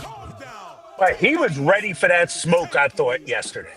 I thought he had some defensive miscues at times, you know, in the wrong spot, lack of communication, but that happens. But the defense on Jamal Murray, when Jamal hit that 17-footer, that's as great a defense you could play. Yeah. Then to force the turnover on the sidelines. Neat Clifford is forcing these coaches to play him. I think he played 18 minutes and change. That, to me, is the standard from here on out. Like, this dude is a ball player. I don't think he was afraid of the moment. I don't think he was ducking any smoke. He had several hundred people in attendance, and he was ready. He was locked in. I thought Neat Clifford, don't look at the box score, Whitey. Don't look at, you know, the 6-5 fouls. Look at just, that's a rookie out there learning the game, and he didn't look out of place. I thought he looked really good yesterday, especially defensively. Yeah, just to your point, when he gets a call that goes against him, it doesn't bother. I mean, he questions it, but then it doesn't affect his play at all. That's what impresses me. Right. Yeah. And another thing regarding Neek, and I asked Doug about this afterwards after the game, the way Neek played, especially defensively, is kind of what Doug is looking for. You're going to get some fouls called on you. It's not going to be a clean game, but you're getting your fouls called on you because you're being physical at times. That's what Doug wants to see from these guys. So I thought he was tremendous. Can we give some credit? And Whitey, you called this 2 years ago, big fella. Keon Ellis. Keon Ellis, we could talk about him every single game. The ultimate 3-and-D guy for this team. Quickest hands on the team. And when he gets an open 3, the dude's going to knock it down. Yep. I mean, this guy is, and so we could talk about IJ and the development. We got to give the Kings some credit for Keon Ellis. Give Mike Brown. It took him a while, but man, Keon is a bona fide NBA player. And I thought he was tremendous last night. Which brings me to the other side. Zach LaVine. Man, if he could have hit a couple of threes in that fourth quarter, he had some good looks. He just didn't have it last night. He's dealing with the low back soreness. I wonder how much that affected him. It was clear, the shot was off last night. And so he was due for one of those games. But to me, Zach LaVine can take us from a team that's so-so to a team that I'm telling you, last night, if he could have just hit one or two more of those threes in the fourth, and I said it to Katie during the game, he's a guy that can go on that personal 10-0 run that we needed, that personal 12-0 run that we needed last night. And so I thought he played pretty good defense. Just the shots weren't falling for him last night. I expect big things for him tomorrow. I expect a bounce-back game because he's been pretty much consistent the first 5-6 games of the season. Last night was just an off game for him. Also, fellas. Yeah, go ahead, Jay. I was going to say, and I'm not trying to put you on the spot, and maybe I've missed it. What's going on with the lower back? I hadn't really seen too much of that. I hadn't seen it either. Okay. And I hadn't seen Dennis Schroeder's hip soreness either. Like, all of a sudden they just popped up. Right. But they went through shoot around. They seemed good. So, I don't want to use that as a full excuse. I didn't see any plays with the injuries or anything like that would have caused it. And so I was shocked that they were both on the injury report going into that game yesterday. Hey, can we give Domas some love, fellas? Yeah. My God, the dude, right from the opening tip, he was clearly bothered. Took a shot to the ribs. Me and Katie talked to him during the game. He got an x-ray at halftime, checked out A-OK. But, man, the dude was battling all night. And, that's the thing about him. And I said this during the game. He's not going to be, hey, Doug, I can't go tonight. Or, Doug, I think I should come out and sit down. He's the type of player the coach got to tell him, yo, you're hurting yourself out there. Have a seat. Like, and I know the numbers might not be always there. I know he had his hands full last night with Jokic, but just seeing him play the way he did and play through that pain. And I got to think, and I know Precious Achiuwa is not necessarily a center, but now you add another body, a big body that you can trust if you're Doug Christie, so that you don't always have to count on Domas at that position. Mm-hmm. I was just going to say, Drapes, and I know you talk a lot during the games about the assists. And, we were talking last week about how Domas's assist numbers down a little. He had 5 last night. But what's cool to me is the balance. We look at balance scoring the Kings lately. They have balanced numbers in the assist column. Levine had 4, and Domas had 5, and 6 from Westbrook, and 9 from Schroeder, and 3 from Nick Clifford. And that's a real good sign to me that the offense is really functioning at a high level. Yeah, and I think they had 16 in that first half, which is solid. It's, I think offensively, let's call it what it is. They look pretty good offensively, I think. Yeah. I mean, I don't think the ball's sticking or anything like that, or it's slow or anything. I think these guys know what their roles are.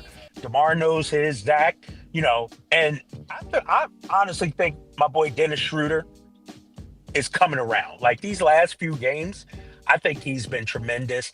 And the thing I like about him, and as Doug talked about him being a trendsetter on both ends of the floor, he's talking smack back to Jamal Murray. Yeah. He's talking smack back to Bruce Brown out there. Like, you're not going to punk Dennis Schroeder. The numbers may not always be there and everything, but what do you have? 7 assists last night or something like that? Whatever it was. 9. 9 assists? Yeah. Come on, man. I think he's been good. Nobody's really talking about him. He's not going to be a 25 and 9 guy like Trae Young or anything like that. To me, Dennis Schroeder is a 16, 17, 8 assist guy on our team, which is pretty solid. Yeah. Lastly, guys, we got to talk about Russell Westbrook. I know y'all talked about Russ in that first hour, but the dude, to me, has been better than advertised. And I don't understand why a team would not have picked him up before the Sacramento Kings. I understand he had the 6 turnovers, but I'm talking about some of the intangibles, the talking, the communication during timeouts, the communication at practice, the leadership, and maybe if you're a veteran team, maybe you don't need that, a la the Denver Nuggets, but for a young team like the Sacramento Kings, I think he's been really good for us. Do we need him to be our leading scorer? Probably not in a perfect world, but he had it going on offensively. But the thing about Russ, and Kings fans, we need to take note of this, and Jay and Whitey, you guys know this. We got a lot of nice guys over the years. A lot of guys that play basketball but may not compete at basketball. One thing you know about Russ, that dude's coming to compete every single night. And I think when you ask Scott Perry and Doug, if you ask them, that's why I think they brought in Russell Westbrook, because he competes every single night. Yeah, you said, Drapes, that you were talking to one of the coaches last night about how to defend Denver. How can the coaches and the players, how can they start competing more, all of them at the defensive end? How can they start competing better? Well, I think when you look at it, one, the communication has to be better. One thing I'm noticing at times during the game, we don't have each other's back. Meaning, if a guy gets beat, where's the help? Or if I'm making a mistake, who's covering for me? And I think that just comes with time. At playing together, learning each other, trusting each other. And I'll be honest, man, through our first 7 games or so, we haven't been terrible all the time defensively. It's just little patches where we lose our concentration. We lose our focus. I thought against Milwaukee at times, throughout that first quarter, second and third quarter, we were locked in defensively. And so I think it's just the mental lapses at times, and Doug's talked about it. You got to play a full 48 minutes. And, I don't know if it was you, Whitey, or Katie, or somebody else. You could have 5 Bruce Bowens on the floor. But I don't think the Kings, and Katie said this actually when we had dinner the other night, what the Kings really need to focus on is team defense. Because it's not shut down your man necessarily. It's, all right, when you're in rotation, do you know where to be? And I thought when you play a team like Denver, they can pick you apart, get you in rotation, and break your defense down. Like, we don't need 5 Marcus Smarts out there. We just need, guys that lock in defensively, guys that understand the defensive system, and guys that play team defense. And I think, we've seen flashes of it, just not enough, really. Yeah. Precious will help a little bit at that end, right? Maybe it's not fair to think he's going to help a lot, but he'll help. Well, think about it. I mean, especially with Keegan Murray out. Yeah. You could throw Precious at the 4 if you wanted to. He can easily play alongside Domantas Sabonis. And his 3-ball is something he's worked on over his last couple of years. And so the thing about Precious, he's going to play hard. I heard Jay talking about him a little bit. You're not going to punk him out there. This is a guy that can legitimately play the 4 spot. And while I'm giving Precious some love, how about my boy Drew Eubanks? Yeah. Eubanks is actually playing decent, fellas.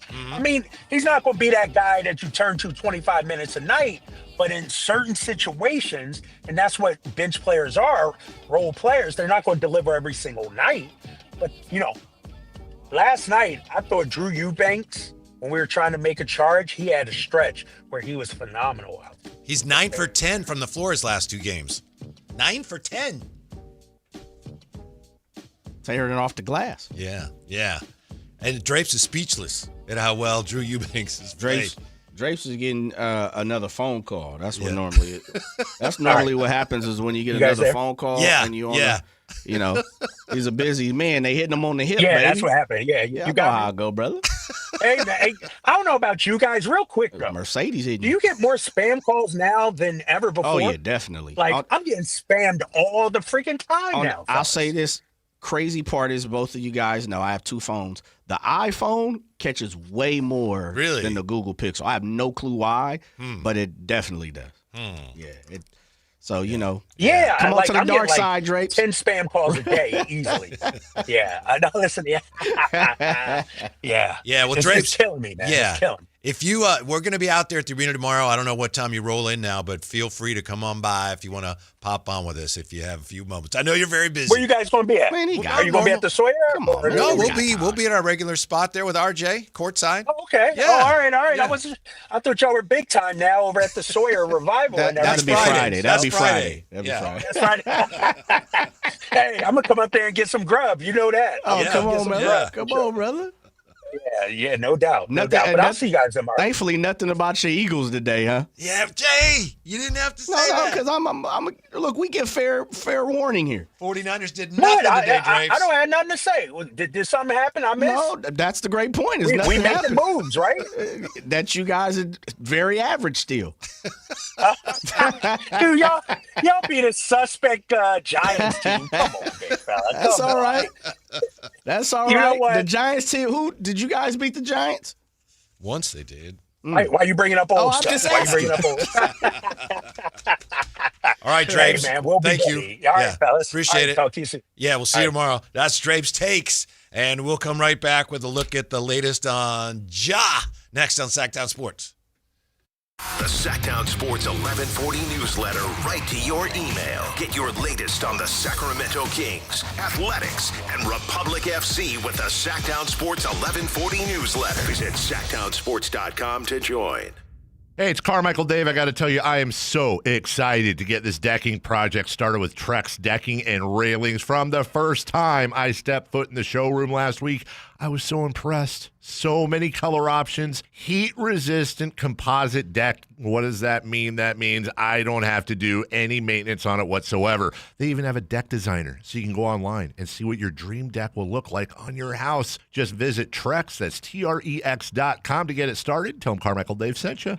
Hey everyone, it's Kyle Draper here. If you're in the market for a new car, let me tell you about my experience with Mercedes-Benz of Stockton. From the moment I walked into their state-of-the-art showroom, I knew I was making the right choice. There was no pressure from the sales staff, and if I'm being honest, I felt like a kid in a candy store. I settled on the all-electric EQS SUV, and let me tell you why. First of all, the comfort. After a long day at work, I actually look forward to being in my car. It has several different massage settings, including my favorite, hot relaxing back. Plus, the seat heating and cooling features are perfect for the hot summer or those chilly mornings. Mercedes-Benz has the reputation of making the finest cars in the world. Now it's your turn to experience what I already know. Mercedes-Benz of Stockton is the best car buying experience you'll ever have. They're just a short drive down I-5, or you can shop online anytime at mbofstockton.com. That's mbofstockton.com, and tell them Drape sent you.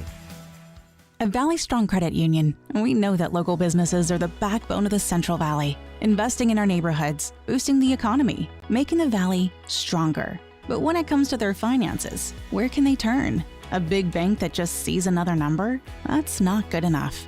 Valley businesses deserve Valley's support for payroll, credit, cash flow, and everything in between. Valley Business is Valley Strong. Learn how our cash management services can support your business at valleystrong.com. Guys, it's time to know your numbers and what they mean. And right now, Revive Men's Health is offering a $400 comprehensive wellness panel for just $99. Free if you start treatment. Offer ends November 30th. Book today at ReviveMen'sHealth.com. Must medically qualify. Terms apply. Contact us for full offer details. For over 90 years, Hagen Oaks has partnered with the biggest brands in golf to bring cutting-edge technology to your game. Our one-of-a-kind total game fitting offers a level of experience and precision that is unmatched. From driver to putter, footwear to golf balls, our TrackMan-powered performance studios, 3D footwear scanner, and Ping's Ballnamic ball fitting kiosk ensure every piece of your gear is tailored to your swing. Trust the experts at the Hagen Oaks Golf Super Shop. Total game fitting starts here. Right now at Maida Subaru, get 2 season passes to Sierra at Tahoe with purchase or lease of any new Maida Subaru. Plus great Maida Subaru savings on every new Subaru. Learn more at maidasubaru.com. Ends 1/2/26. She said, don't come home if you go to the bar. So I said, okay, baby, then got drunk out in the yard. Everything's been resolved? Yeah. They told y'all that, right? Well, yeah, but we didn't hear it from you. Obviously, they can't go and tell y'all something I ain't say. You feel like you get the same joy right now that we used to sing for you? No. Why not? What can be done to get it back? We'll see. The Drive Guys powering your afternoons Monday through Friday on Sactown Sports. Ja Morant talking to the media about whatever's going on between him and the Grizzlies. Before we get further into that, people are wondering here, Jay, in the Chateau, where did Kyle Draper play golf today? We know that he finished, He had pars on 14, 15, 16, and 17, and then just missed a par putt on 18. So 1 over for the last 5 holes. Ryan Williams-Art says he was tearing it up at Scandia. Putt. Campio says probably Wood Creek. My sources tell me he was at Mather today. Ooh, your sources. Yeah. I asked him. He said, yeah. You didn't have to say that. You just say sources. That's my sources say that's where he was. So an impressive display, both on the golf course and on his car phone today from Kyle Draper, who sounded like he felt pretty good about that game last night, all things considered, despite the tough loss. Yeah, he had a good outlook on what happened last night, and be interesting to see, if the Kings go on a winning streak versus a losing streak, if they just kind of, every 2 or 3 take a L and get a 1. One thing about Draper is he's half cup full, and he's positive when it comes to how he sees the Kings, because he's around the team in the form of he has good information. He gets to see. One of the things I was going to double down on was what I found super interesting was talking about help defense, and he's like the lack of communication. And so I was going to ask him, and maybe we'll talk about it tomorrow. He's on the floor. He gets to hear those things. So is he not verbally or orally hearing those things from the players? And so I thought that was super interesting, because to me, that lets me know. And he said, look, team defense got to get better. Communication's got to get better. Look, that's basketball 101, right? Yes. You screaming? Left, pick right. I mean, you got to have those type of communication. Type of communication. I know that's going on, and I know that after, I think it was the Chicago game, Coach Christie said, look, sometimes we're not even communicating right when we're in zone, when we're in man, depending on whether it's a make or a miss. It was one of the recent games where he said that. So I know that's true. I also know this from being in this town and following the NBA for a long time. Virtually every bad defensive team I've ever watched says, well, we're not communicating. That is like not talking. That's the first thing. And I'm not saying it's not true in this case. And as Drape said, we've seen glimpses here or there, but it is true. Every bad defensive team I've ever seen. What's wrong? We're not communicating. Standard of non-communication is set. It's already there. It's a common symptom of the team that has problems stopping people. As far as Ja goes. Spoken like a coach right there, yeah, Mr. Gleason. Thank you. I know that. Thank you. I understand why fans are kind of heard about Isaac Jones. I understand why the Kings did what they did, but I understand why fans, have felt that affinity for him and feel like, no, we saw him grow up. He's one of ours. I get that. I'm having a harder time understanding why so many fans are so excited about what's seen as maybe a possibility, as remote as it could be, of bringing in Ja Morant on this team. I'm not seeing it, Jay. I know it's Ja and he's exciting, but Ja Morant, whose game has kind of declined over the last few years, to bring him on this team is like, I don't see that at all. And by the way, he hasn't asked for a trade, and the Grizzlies haven't said they're trading him. So it's possible, if not very likely, he doesn't go anywhere. But I'm a little surprised that so many fans are like, yes, let's get Ja. I don't get it, Jay. He's a name. Yeah, he's a star. Right. He's at one point in time thought to be the face of the NBA, or was going to be set up to be one of the faces of the NBA. When you really look at Ja's game, I think it's above the rim, right? And it's kind of the extras that come with it. Oh, he's very exciting. I know, yeah. There you go. Yeah. And the injuries, and because he's kind of been out of sight, out of mind in the last couple of years, some of it on his own doing, and some of it due to his, physical being. But I'm all in on Ja. I think, he's a perfect distress asset that we're talking about, a la Zion, a la, someone like a Ja Morant. So I'm in on Ja. He's younger than just about everybody that we potentially could be tapped as a star here on the Sacramento Kings roster at the moment. And I also think he brings a little pizzazz. He's going to bring a little oomph. He definitely does that. A little sugar on the top, man. Mm-hmm. Definitely. According to Mark J. Spears, friend of the show, we should try to get him on again. Okay. Yes, sir. Yeah. He says, quote, 4 of the execs I talked to today say they really have no interest in trading for him. Yeah, saw that. One said it was because it's a combo of contract and off-the-court issues. Another suggested that if Ja is traded, it'll probably be a problem star for a problem star. I asked one current NBA coach if he would like to coach Ja Morant. He said, "I'm not sure I'd want to," end quote. So that's some inside word there from Mark J. Spears. I know there's been a lot of drama swirling around Ja for years now. To me, it's very simple. Right now, I would be out on him because his play has declined, and he gets hurt a lot. And he hasn't been the same player. So to me, a guy who you're paying a lot of money to, whose game is declining, to me, that's the red flag. It's like, whoa, I don't want to invest in that guy. Again, aside from everything else that this is all part of the conversation. And I've been saying this for years. He almost literally flies when he takes off, and we don't see that as much. And the problem is every time he goes up in the air and soars, he has to come down. True. And I think maybe some of that mileage is starting to wear on him a little bit. Man, already at the age of 26? Oh, because he'd get way up there, Jay. Ja he definitely plays above the rim. Oh, my goodness. A lot of, and to be understood, because, again, a lot of it is self-inflicted, Ja's reputation has taken a whole complete 180 in the form of he's starting to be looked at as kind of like a villain in the NBA.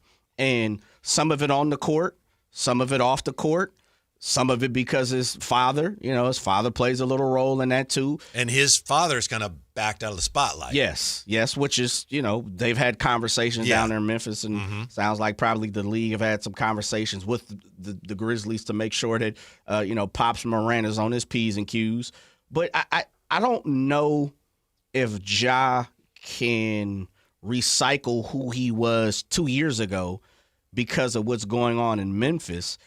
And trust me, when I say this, for the naysayers of Ja Morant, I completely understand why you're out on Ja Morant. Truly do. Someone like you, Whitey, where you're like, look, I see the talent. I just think he's going to decline a little more because of his high flying. I don't really want to attach to, the off the courts type stuff into the organization. I'm not saying you, but I'm saying naysayers of the game. I just said the high flying part was from you. Yeah. So I get those parts of what's going on with Ja Morant.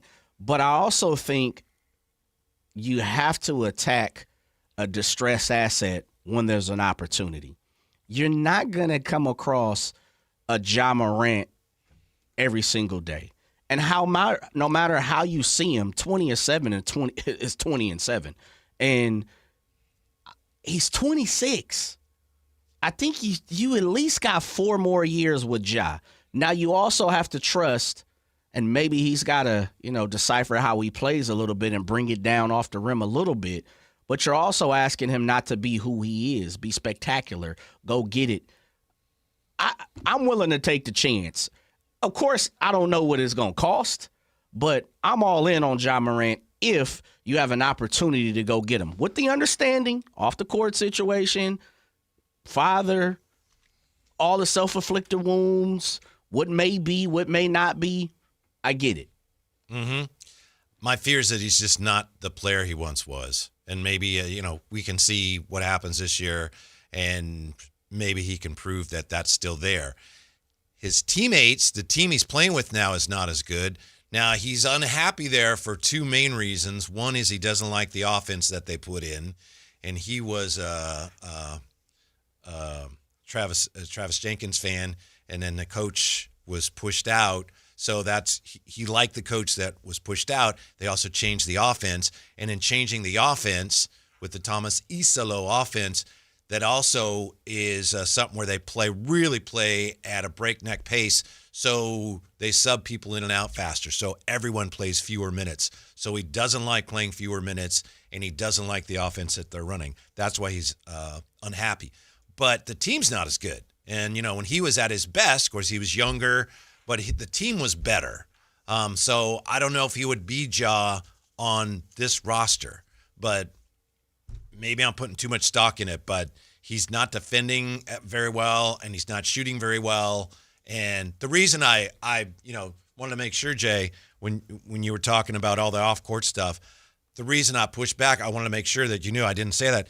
Let's be honest, a lot of people look at me. I've been around longer. I'm Caucasian, and people assume, oh, you probably hate him because of all that stuff. It's like, I'm a lot more tolerant of all that. Man, they don't know you from the Valley Joe. They better you know how understand people that. are. You know, an old white guy. I know he doesn't like I get stuff. what you're saying. I'm just, I understand the nature of professional sports. So that's not my biggest issue. That can be worked out. Sure. But it's the stuff that has to do with how he actually performs that right now makes me go, ooh, I don't know. And again, we don't even know where this is going to go. He hasn't asked for a trade. Yeah. I mean, this is all preemptive stuff. Yeah. We have no clue what Memphis is going to do. We have no clue. But if you know Sacramento, the Kings are looking. They're keeping they an eye should. on it. Yeah. They should. They should definitely monitor the situation. I'd send a temperature.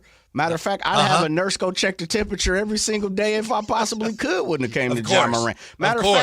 Matter of fact, Scott Perry, go ahead and just relocate a scout to Memphis right now and allow them to jump on the plane to every single destination that the Grizzlies get to. You just don't have a lot of Ja Morants in the league. That's me. And if Ja Morant comes available, I think you have to do the due diligence and pick up the phone. Well, because you're going to need a face of the franchise, elite player at some point. Yeah, I mean, if you could get one this way, sure. Yeah, sure. And he's 26. Mm-hmm. You hopefully knock on wood and you say, okay, well, if nothing else, and I'll just use D Wade, who was a high flyer. And a lot of people talked about all the times that he had to come down and hit the hardwood. Allen Iverson. Those guys gave you 13, 14, 15 years. And so I'm just saying, 26, he should at least be able to take me to the end of this contract, and then we'll reevaluate. Take me to 30. You have a star. No doubt about it, he's a star, no matter how you want to slice the cake. And you just figure out what happens around it. But if he's not your cup of tea, totally understand it. 339-1140, 1-800-920-1140. TC, Mike, if you can hang on, we'll get back to the conversation. Rolls on next.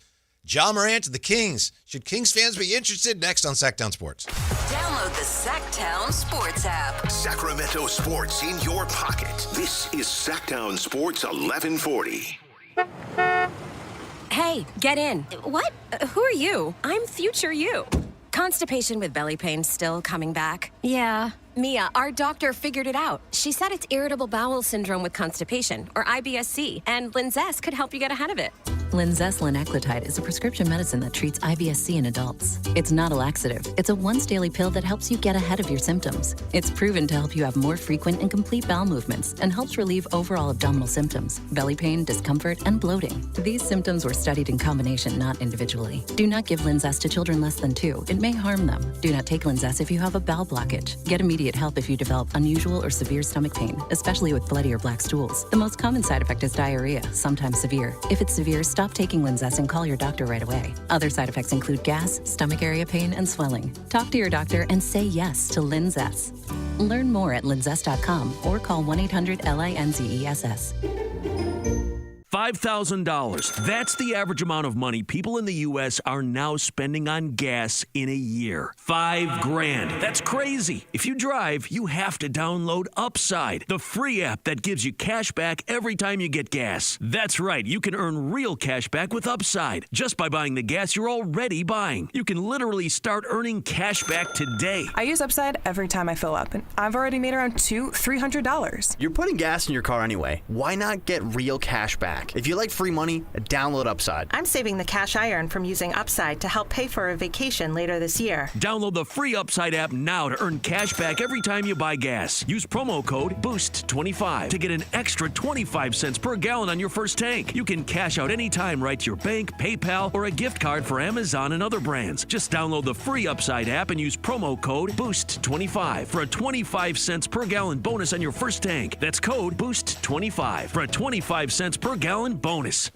When I was a kid, I remember my dad, a lineman, leaving in the middle of the night. Families were depending on him to get their power back on to keep them safe and warm. Watching him taught me that this work isn't just about wires and circuits. It's about people and the trust they place in us when the lights go out. That's why I started Maverick Electric Heating and Air, to carry on that same promise of showing up, doing it right, and protecting families when they need us most.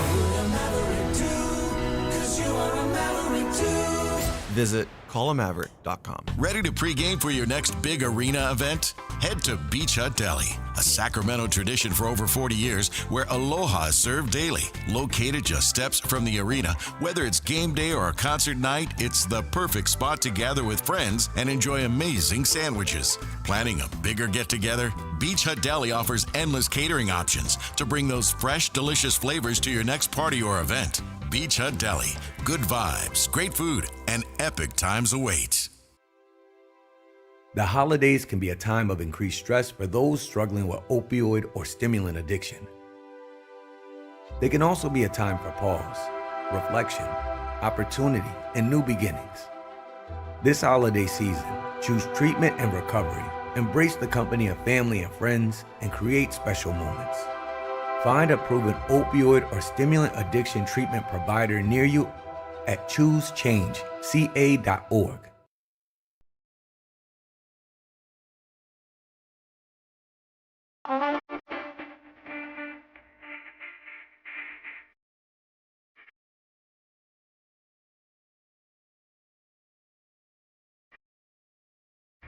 You have to be home for Kings Talk and so much more. The Drive Guys on Sactown Sports. You already had Trape's takes today. We're rolling along here. Jay and Whitey breaking down where the Kings are, where they go from here after that game last night.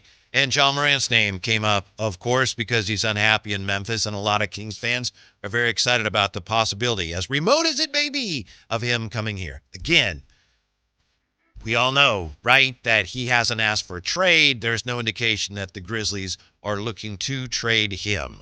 But it's something to keep an eye on. 339-1140, 1-800-920-1140.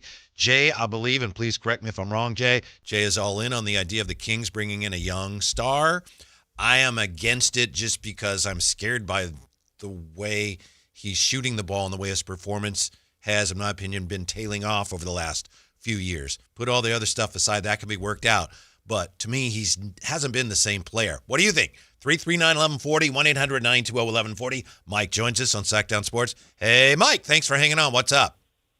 Hey, thank you. You know, man, what a conundrum this team is. You know, guy like Sabonis, he's going to probably be in the Hall of Fame, but he plays below the rim, and you can't build a team around him. I mean, he's not a center, he's not a forward, but he's productive. It's crazy.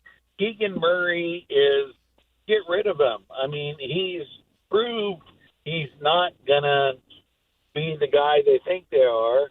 Everybody else is, you know, the same. They're all 6'6" guards. So why would you want to get rid of Keegan? I mean, he does have some size.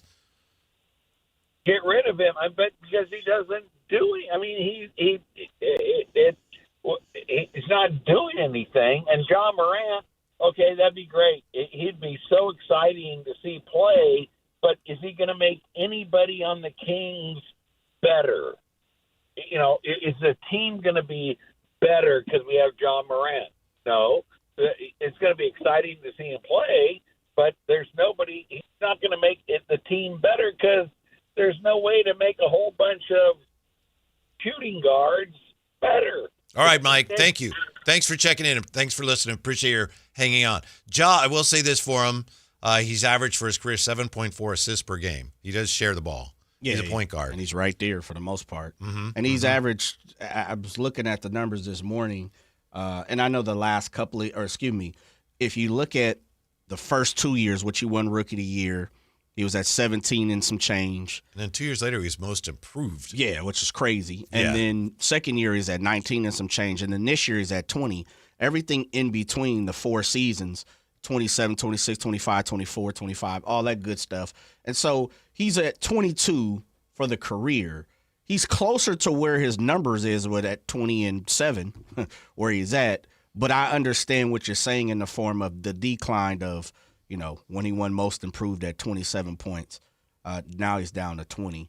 It's really about the games. It truly is. He's never played 82 games ever in his career. Right. Some of that's injury, some of it's self-inflicted wounds, yeah. Yeah. And this year, he's kind of going through a playing protest. His three-point percentage, and I know it's really early, he's only played 7 games. I don't know if I've ever seen this. He's shooting 139. Yeah, was that 13%? He's just like, throw it up. Yeah. TC, it's time for Check It with TC. What's on your mind today, TC? Mic check, Whitey. Hey, so I got to ask you, Whitey. Yeah. So we have to listen. Everybody gonna think how they gonna think, but Whitey, we have to stop this though. With the whole, I don't want this guy. Like, we're talking about superstars and stars in the league. You kind of did the same thing with Westbrook, right? And now you see Westbrook, what he's flourishing. Josh, the same guy, bro. I get what you're saying, but Kings fans, we got to scratch our head a little bit and ask, what are we talking about? This is Ja Morant we're talking about. So everybody didn't want Zach LaVine out the building. Well, everybody wanted him out the building yesterday, but so everybody wants him. Okay, so we can keep him in this situation. So we got DeMar, we got DeMar, Devin Carter, and Monk going to Memphis straight up for Ja Morant and Brandon Clark. No picks involved, just straight all players. It makes the team better. We're talking about Ja Morant, Kings fans, Ja Morant. So we're talking about killer mode, what we wanted De'Aaron Fox to be. That's who this guy is in killer mode, along with everybody else. The other caller said about making the team better. Ja makes the team better with his presence and his force that he brings. And if you really want to talk about it, just his name alone. When they do the previews, Ja Morant, starting point guard. All that, bro, alone will bring a team a win. We're talking about Ja Morant, King fans. What are we talking about now? I get confused sometimes. I love us. We can get crazy. But what the hell are we talking about, King fans? Please. Thank you. That's all I got, man. All right, TC. Thank you. Since you addressed me, I'll answer. If I'm afraid that if you got him, you would have to attach draft assets. Now, the trade that you described, okay, if I don't have to give up any picks, I would like to get some draft picks back at some point. But obviously, he's a young player. I'm not going to get any draft picks in that deal. And I think you said, I get Brandon Clark, too, for Monk, and you said Monk, and you said DeMar, and I apologize, you mentioned Sarge, one other maybe? Player. Devin Carter, maybe? I think it might have been Devin. Yeah. I mean, I'm open to something like that. Yeah, and that's the thing. It depends on what I have to give up to get him. Sure. This is a team in Memphis that got, 4 number ones for Desmond Bane? And I like him a lot. Yeah. But they would like to get more, although, as we just said, Mark J. Spears says teams don't want him that much. Which is, to me, that means the price is a little low. Right. It's that vehicle that was super nice and maybe just a little bit old and maybe needs some new tires and it's not as hot as everybody thought. I understand your point, TC, and I always appreciate your calling. I don't think I could get Ja for what you described. You think a pick has to be attached? Maybe. If someone's going to take DeMar, would you say Malik? And I understand the value there, but for that and Brendan Clark, that would be a good trade for the Kings. Yeah, it would be. Yeah. I think it's going to have to play out a little bit longer, White, in the form of Memphis might have to get a little desperate. Memphis, I don't know what they're trying to play for. I don't think they believe they're, in a championship contention.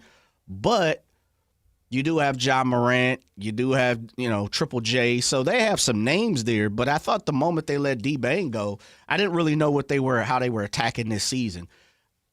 I believe you have to give at least one first-round draft pick for Ja Morant. For sure, maybe probably 2, especially if you got 4 for Desmond Bane. Now, Orlando probably overpaid. And I don't want to give up any draft picks for anybody no right now. Yeah, even a 26-year-old star. No, not a 26-year-old star who, again, in my opinion, the facts say his game is declining. Sure. Maybe he's unhappy. Maybe you can get him back to where he was. Yeah, I think you have to do a deep dive, good research, have a good a line of communication, talk to Ja, and something that I've talked about here in the last couple of weeks is everybody being on one accord. I talked about how do you get what's the conversation like, or what does it need to be if you want to approach DeMar DeRozan to sit on the bench and come off the bench as sixth man. I think all stars have to be aligned. I think Ja Morant is one of those people that you better make sure your organization is ready to have Ja Morant, and that test all your guardrails. Absolutely, that's a you good better point. tighten all your screws and make sure, because you know what he comes with. So I think you got to kind of all be aligned. Ownership, front office, coach, assistants, PR. I mean, you're going to it's going to test the history has shown that he's going to test all aspects of your organization. My understanding is, to your question about what are they doing, what is Memphis doing, why did they trade Desmond Bane? My understanding is at least part of that is them deciding, because you look at the finances, and he was due for a big payday. They decided he was already on a big payday. Yeah, JJ and Ja, those are our guys that we're going to pay. Those are two-piece. That's our foundational pieces. Right. So for them to move off of him, like, okay, he's not our foundational piece anymore, and then is that what the Kings want to do? That's what he would be for you, right? That would be, we're building around this guy. This isn't like, oh, he can make us better. A guy of that caliber and that age and that price tag, you bring him in, you're saying, here's our guy. Here's our building block. For sure. He's one of them. And that's why I start with the conversation of you have to all be aligned, because I think Ja is starting to get to the point where, and I could be wrong, it could be the fact that, again, out of sight, out of mind last year and a half or so because of some things and injuries.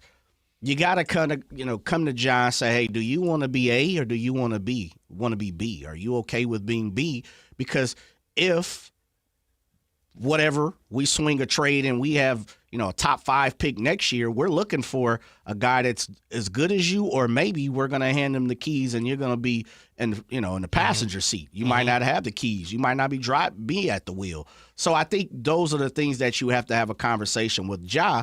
And it sounds like for whatever reason over in Memphis, those conversations, the line of communication, even though he said it in the clip that we played, doesn't seem like they're all on one accord. So to me, Ja's just one of those stars at this point, and I'd say it for Zion. I'd probably say it for a few others. We could go down the list. There are stars in this league that are stars, but I think you need to make sure and know what you're getting into when you get those guys. Yeah, distressed assets, like absolutely. You say. By the way, Zion is the latest player in sports to go down to the dreaded strained hamstring. Ooh, hamstring and calves. Yeah. The Dylan Harper yesterday, strained calf. It's those two injuries right now. It's an epidemic. And I saw, and I don't remember who, forgive me, but, oh, man, I was looking at a clip today. Oh, no, excuse me. It's Frank Iasola, friend of the show, and, on Sirius XM radio. And normally he's tagged with Brian Scalabrine, who was off today. It was Joe Varden of The Athletic, who's up there in Cleveland. And they were talking about Dylan Harper. And soon as you see strained calf, it's put him on ice. Yeah. And allow him to sit there, him and her, Athletic, whoever the athlete is, sit there for as long as possible. Because we've seen strained calf lead to Achilles tear, Achilles pop. And same thing with the hamstring is, friend of the show, Stevie Johnson, who comes on every week, talked about having ripped his hamstring off the bone. And it started with the calf. It started with the strained hamstring. And he kept playing on it. So it's just one of them things. You better be careful. You better be careful, Whitey. I am. Yeah. I'm trying to be. I'm flexing. As you're talking, I start flexing my calf. It's a little sore. I got a little worried, Jay. More on Ja. The conversation continues. Also, Kings lose a game, gain a player. 339-1140, 1-800-920-1140. We're right back. Sactown Sports. Download the Sactown Sports app. Sacramento sports in your pocket. This is Sactown Sports 1140. This is the story of the one. As a safety manager at a manufacturing plant, he does everything he can to keep his coworkers safe. From finding ways to reduce risks to keeping safety supplies in stock. And for that, he relies on Grainger. Grainger offers a broad range of quality products and next-day delivery, so he can always play it safe. Call 1-800-GRAINGER, click Grainger.com, or just stop by. Grainger, for the ones who get it done. Remember when they used to ask, what do you want to be when you grow up? At Bank of America, we ask every day, what would you like the power to do? When you work here, you help build businesses, inspire communities, and forge legacies. And now we've raised our U.S. minimum wage to $25 an hour. So the opportunity to do more also comes with competitive pay. Learn more at bankofamerica.com/25. Bank of America, proud to be an equal opportunity employer. Get in the zone, AutoZone. Charlie's battery is struggling to start. Not ideal before the tailgate, so he goes to AutoZone. Welcome to AutoZone. Where a friendly AutoZoner tests his battery for free. Looks like he needs a new one, so he gets the Duralast battery. Have fun and stay warm. And he makes it to the tailgate early enough to get his favorite spot. Free battery testing and charging. No hassles, just help. Get in the zone, AutoZone. Restrictions apply. Let me tell you about this new Pretzel Cheddar Club.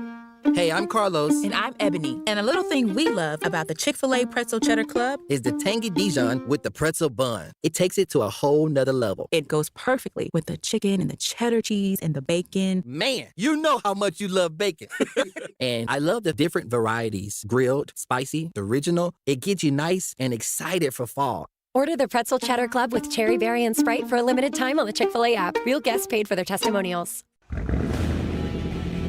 Keeping your engines healthy means protecting them in season and out. Experts trust Stable to do that. And third-party testing confirms it.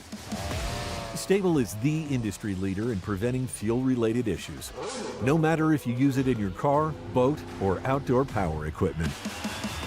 In season or out, at every fill-up or when you store, start with Stable. The Sactown Sports 49ers Report is brought to you by Kia of Vacaville, located beside the Vacaville outlets. 49ers get a win in New York, 34-24. Christian McCaffrey had another big game, 106 yards rushing. Mac Jones also a big game. He threw for 235 yards and a couple of touchdowns in the victory. San Francisco with the win improves to 6-3. Upcoming, it's a huge game for the Niners on Sunday. They take on first place LA. Catch the game right here on Sactown Sports 1140, beginning at noon on Sunday. Football season is here at Kia of Vacaville. You can score big in a new 2025 Kia Niro LX with up to 53 MPG combined at Kia of Vacaville. Perfect for road trips, tailgates, and cruising to Levi Stadium in style and comfort. But don't wait. Inventory is limited at Kia of Vacaville, and these deals won't last long. Visit KiaVacaville.com or stop by right next to the Vacaville outlets for friendly service, easy shopping, and unbeatable value. All in one stop. Kia of Vacaville, where the adventure begins. Guys, tired all the time, gaining weight, low drive? These aren't just signs of aging. They could be low testosterone or other underlying issues. Right now, Revive Men's Health Sacramento is making it easier to get answers with a comprehensive wellness panel. It's not just a lab test, it's where better performance begins. Our providers will check your testosterone, blood sugar, cholesterol, kidney, liver, thyroid, and heart health. A $400 value for just $99, or free if you start treatment. Over 120,000 men have trusted Revive to restore their energy, mood, and confidence. So if you're ready to feel better and live stronger, call 916-619-3000. That's 916-619-3000. Or visit ReviveMen'sHealth.com. Offer ends November 30th. Must medically qualify. Terms apply. Contact us for full offer details. KHD1 Sacramento, KYMX HD3 Sacramento. From the Power Business Technology Toshiba Studios. Sacramento's official home of the 49ers. San Francisco. Sactown Sports 1140. Yeah. Yeah. Let me take you where you came. Pop Star B, put the paint where it ain't. I'm stacking up the money. Live and local, it's the Drive Guys. Watch the show on youtube.com/Sactown Sports 1140. Or listen on the Sactown Sports app. I expected Jay and I today to be talking about the 49ers, what they did. I thought maybe it'd be like a minor move. You know, at the very least, they'll make some kind of minor acquisition, and we sitting there trying to suss it out and figure out, well, here's how this guy actually helps. Teams made moves today, Jay, but as you well know, the 49ers were not one of them. They did nothing. Stood pat. Going through that thing as a fan where, you know, you got your head in your head, your brain is saying, well, I can understand that. Perhaps that's the prudent thing to do with the draft picks involved that you would have to trade. And in my heart, I'm screaming, no, you needed to get somebody. What's wrong with you? Get anyone. Get somebody.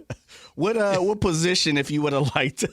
Defensive line, edge rusher. Somebody to put pressure on the quarterback. The quarterback must go down. I see it in your.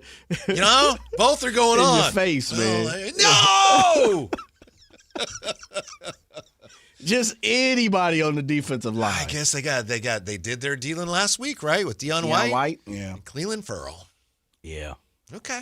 All right. You would like just that seems sensible. A body on the D line. Yes. Got you. Make a move. Splashy move. Second position you would have liked to see addressed. If not defensive line. Good question. I mean, I guess I was focusing on that so much. I mean, I don't know of any decent offensive linemen that were out there. I was just totally focused on the defensive line, especially the edge rushers. I guess I was going to say linebacker, but the linebacking's been all right, hasn't it? You've got safeties coming out of your ears.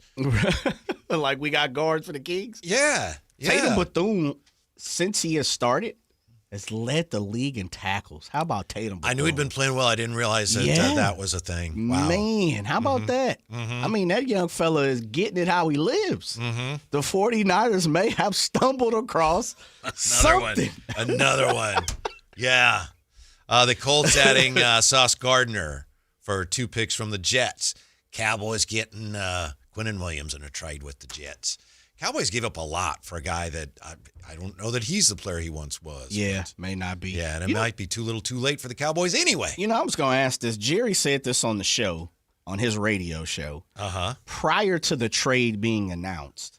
And he had talked about it a little bit yesterday from all the reports that I see, that he was like, yeah, we made a trade, and it's going to happen. And then a day later, it happens. And then, of course, this morning, so, yeah, we made a trade. And, of course, you know, a few hours later, it happens. It can't be against the rules because he's the general manager and the owner. He's kind of coming out saying what he wants to do. But he didn't say player. He just said, hey, look, we made a trade. And that was before they went and got the linebacker. And then, of course, now today they went and got Quinnen Williams, but I found that kind of crazy. I would guess the danger of that is, you know, as Giants fans know all too well, there's always something that can go wrong before everything is official. And if you start talking about we did something and then it falls through, then you got to, well, I thought we did. Right. You know? Yeah. So I guess that's why generally you don't. But. Yeah, but Jerry's Jerry, right? Yeah. He does what he wants. He'd probably love, well, trade didn't go through, but that's all right. I can talk to the media about it. I love it. Love them lights. He loves talk all about that. why it didn't happen. Yes, any reason to jump in front of the hot mic. Yes, he's all about it. Yes. So you, as a 49er fan, you're okay in your heart and in your mind with the fact that they didn't do anything today. As a fan, no. Okay. But as a media personality, yeah, I get it because you're going through the same thing I'm going through. You have to separate it in the form of. You knew what's going on. You know that where this team is trying to accomplish what they're trying to accomplish. Versus as a fan, man, I want to win every year, and I want to win every week, and I want to make sure with the understanding that this team's not going to go 17-0. They're not going to go 20-0 because no one's ever went 20-0.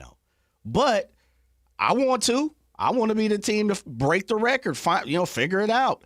And as a fan, man, we're just searching for any type of hoist of the Lombardi trophy. Just let me say 49ers are champions. So as a fan, yeah, man, go get Hendrickson. Go get whoever. DK Metcalf, out and find somebody. Go get that person. Here's what I don't like about it, Jay. I think you could relate to this. Obviously, they know their personnel a lot better than I will ever know their personnel. Maybe. I look at the 49ers, and we know that in the past they've been guilty of what certainly appears to be organizational/scheme arrogance. Yes, sir. We're smart enough to figure it out. Oh, you're weak here. You're weak there at that position, at this position, key position.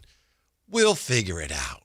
So now you've got glaring needs defensively because of all the injuries that no one could have prevented them. What are you going to do? we're good. We're going to figure it out. And in the long run, we'll be better off because we'll figure it out. And sometimes that's a little annoying. That's all. Yes, I concur. Yeah. I think in this situation, and I'm not bailing the 49ers out, I don't feel it's that right now. In past, yeah. Oh, my goodness. I mean, I'm screaming at the television. You know, you're dropping the elbow on the laptop. You're throwing your phone. You're trying to figure it out. Come on now. We got to be better. There is someone of the ilk of that player that they just got. We should go get them. Yeah. I'm not sure that's the way they see this year. And I said it in the first hour. I think they look at this year as a transitional year. And as I've kind of said all season on top of that, to not be a broken record, they'll let the cards play out. We'll find an Upton Stout all by saying we like Marcus Siegel, but you know what? He's a healthy scratch now. Right. I think they're trying to figure out who is what and what is who. And once why do we have need Trey that, Hendrickson? We have Bryce Huff coming back. Right, he's coming back. Okay, yeah. But again, as fans, we're playing for a championship. Even the Jets are looking around like, oh man, we got some hope. We're trying to figure it out. Oh, Justin Fields played well last week. If we can just get him to play like that, and the defense, and maybe we'll slip in on a wild card. As a fan, you're playing for right now. Just doesn't work that way with business. You're right. And as a 49er, I think we all can agree, truly, that this team should in no way, shape, or form be 6-3. Truly. And even if they're going to get the Ayuks, guess what? Juwan Jennings is playing with 5 broken ribs. And he's been playing through it. And the way it looks like Brandon Ayuk ain't even close to being back. He's probably 3-4 weeks out. Maybe so. Yeah. So what are they – my question to you is, if you remove your fandom, and that's all we have in many moments, what are the 49ers truly playing for right now? They're playing to maximize the opportunities that have been gifted to them by the football gods. That, guess what? You're 6-3. We have no business being 6-3. Well, you are. Yep. What are you going to do about it? Nothing. Nothing. We're good. I understand it, though. And there's also this. We say this more and hear this more during the baseball season when it comes to the trade deadline. Just as you were talking, Jay, I'm remembering, I can hear in my head replayed general managers and managers saying, we didn't make a deal because we've got so-and-so coming back and so-and-so coming back, and they're going to be like our deadline acquisitions. And that applies to the 49ers if you start getting some of these guys back. We don't need to trade for people because we've got guys coming back that we've been waiting on for a while, or in the case of Ayuk, that we've been waiting on all year. Or some other ones too. Jacob Cowan, where you at, brother? Sure. Yes, truly. This team has an opportunity to take what they've been given from the football gods and G. Yeah, absolutely. And turn this thing into, who would have ever knew, a special season, no doubt. If they would have added insert whoever you want.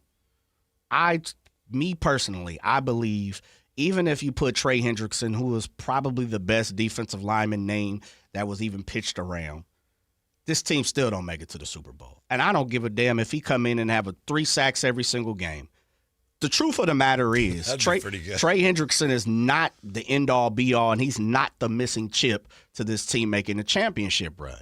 Now, truly, 2-3 weeks ago, probably would have said different. But you're looking, your guy is out. All-American himself, Captain America, he's gone. And the closest that he could possibly come back to is NFC Championship? Okay, then we're talking. But if you believe your team can get there, then yeah. But I don't think they believe that. Hendrickson is not Bosa, but he's close. He's a facsimile. Yeah. I mean, he's impactful in that way. Fred Warner, as you said, I've got Bethune. I mean, I might. Yeah, Bethune is balling. Yes. Yes, he is. Yes. But I can only imagine.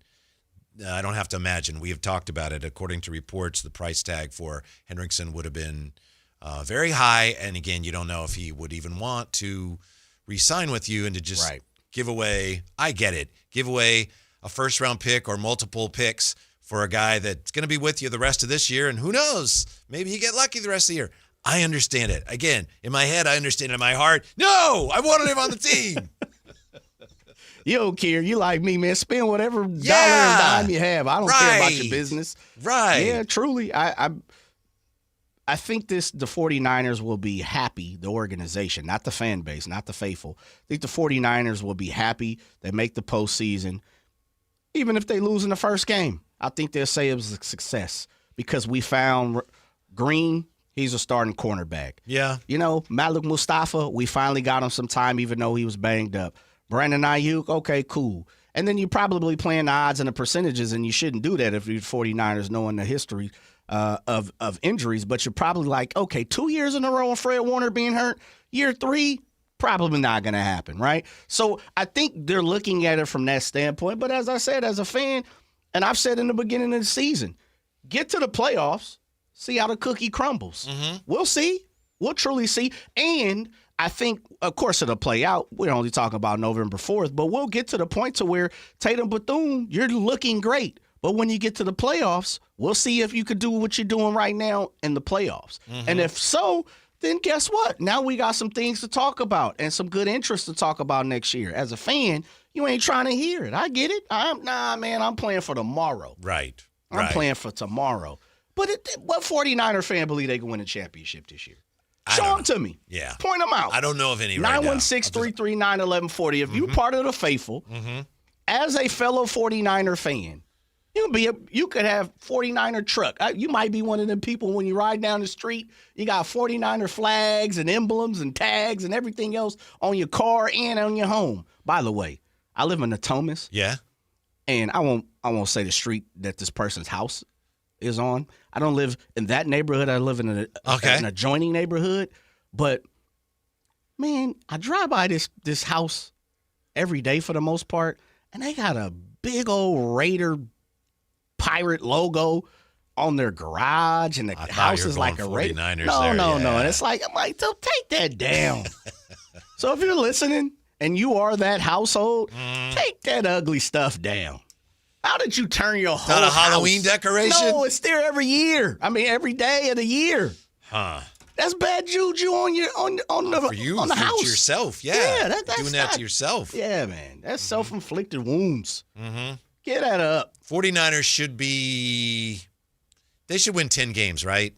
You never know, and who knows what's going to happen, who's going to get hurt. But the way it looks right now, 10 games should be almost price of admission. Yeah, you got Titans. Schedule. Yeah.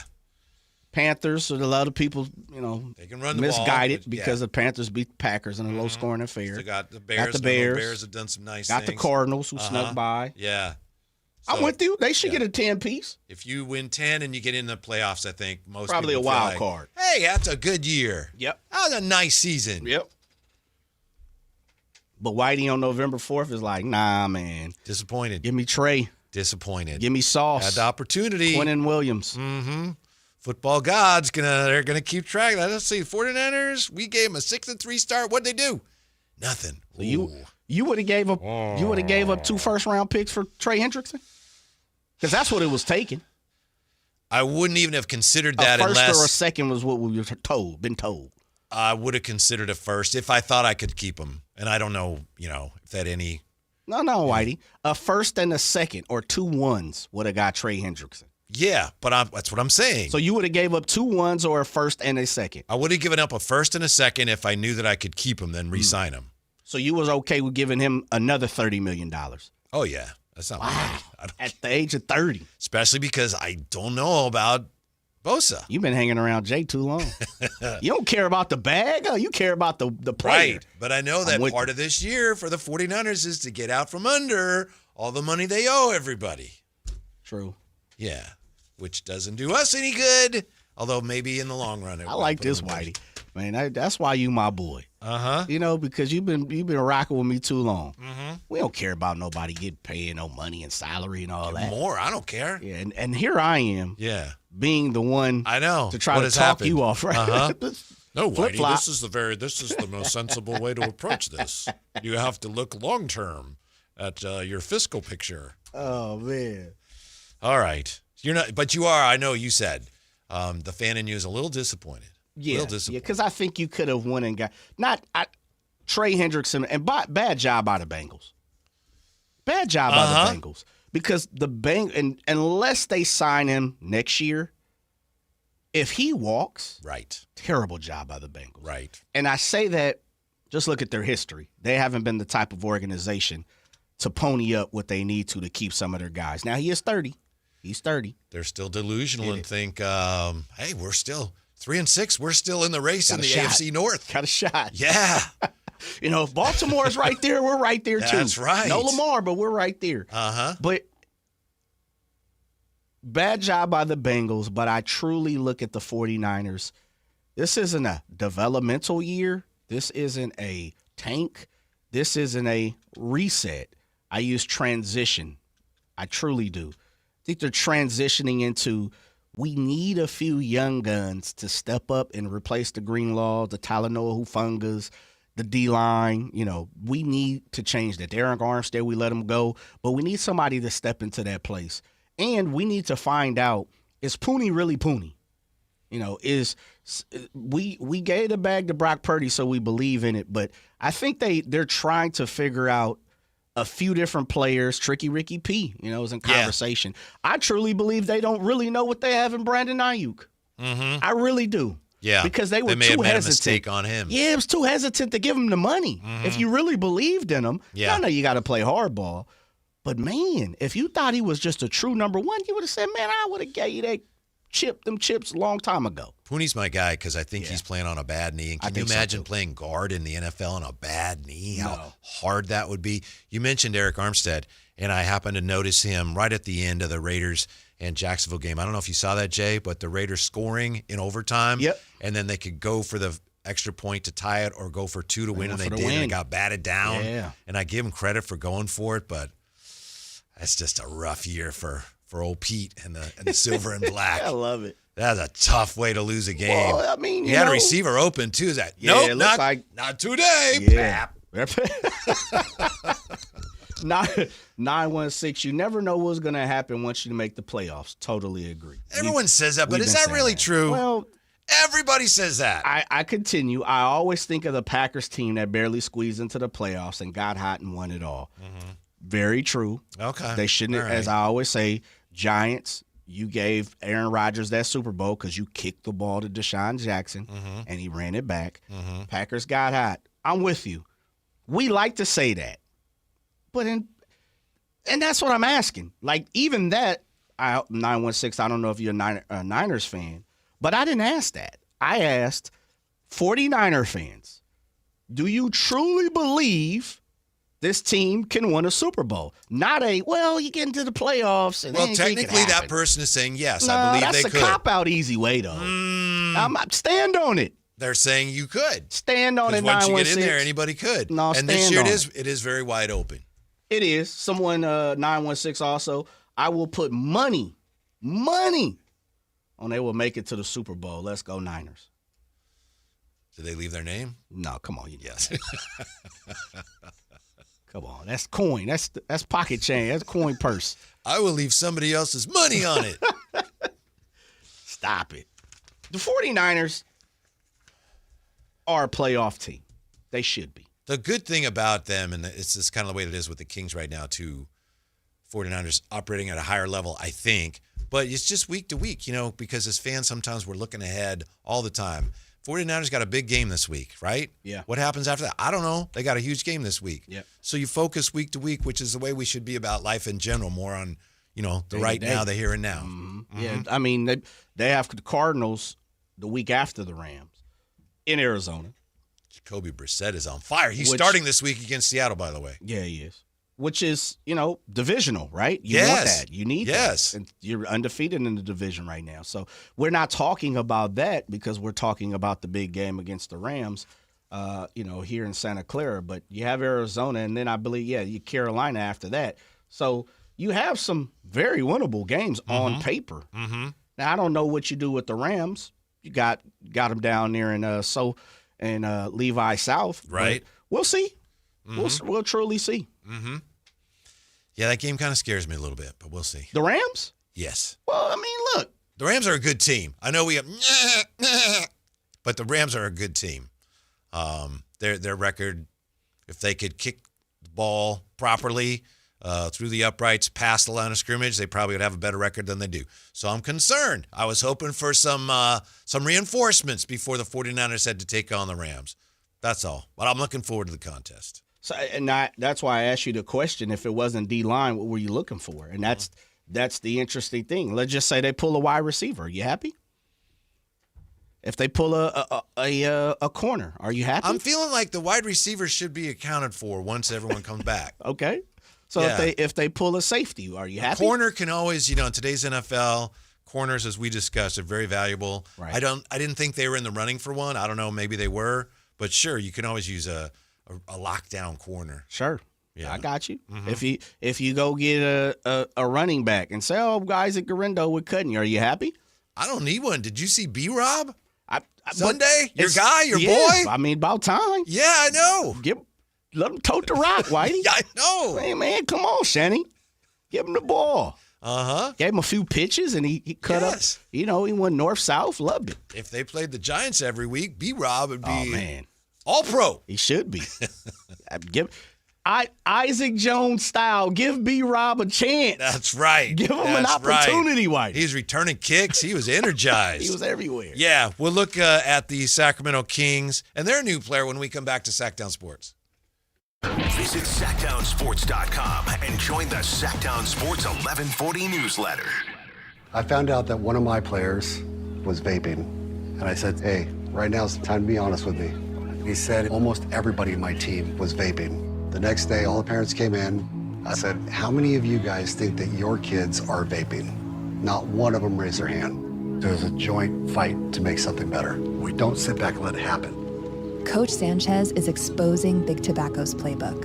Learn how he and other Californians are beating Big Tobacco at undo.org. Workdays can be unpredictable, but your workwear shouldn't be. With the Cintas Apparel Plus program, you'll have freshly laundered garments for everyone on your team delivered every week. Cintas has workwear for just about any job imaginable, with high-performance fabrics and an uncompromising fit that stretches and moves with you. Don't leave looking and feeling good to chance. Visit Cintas.com.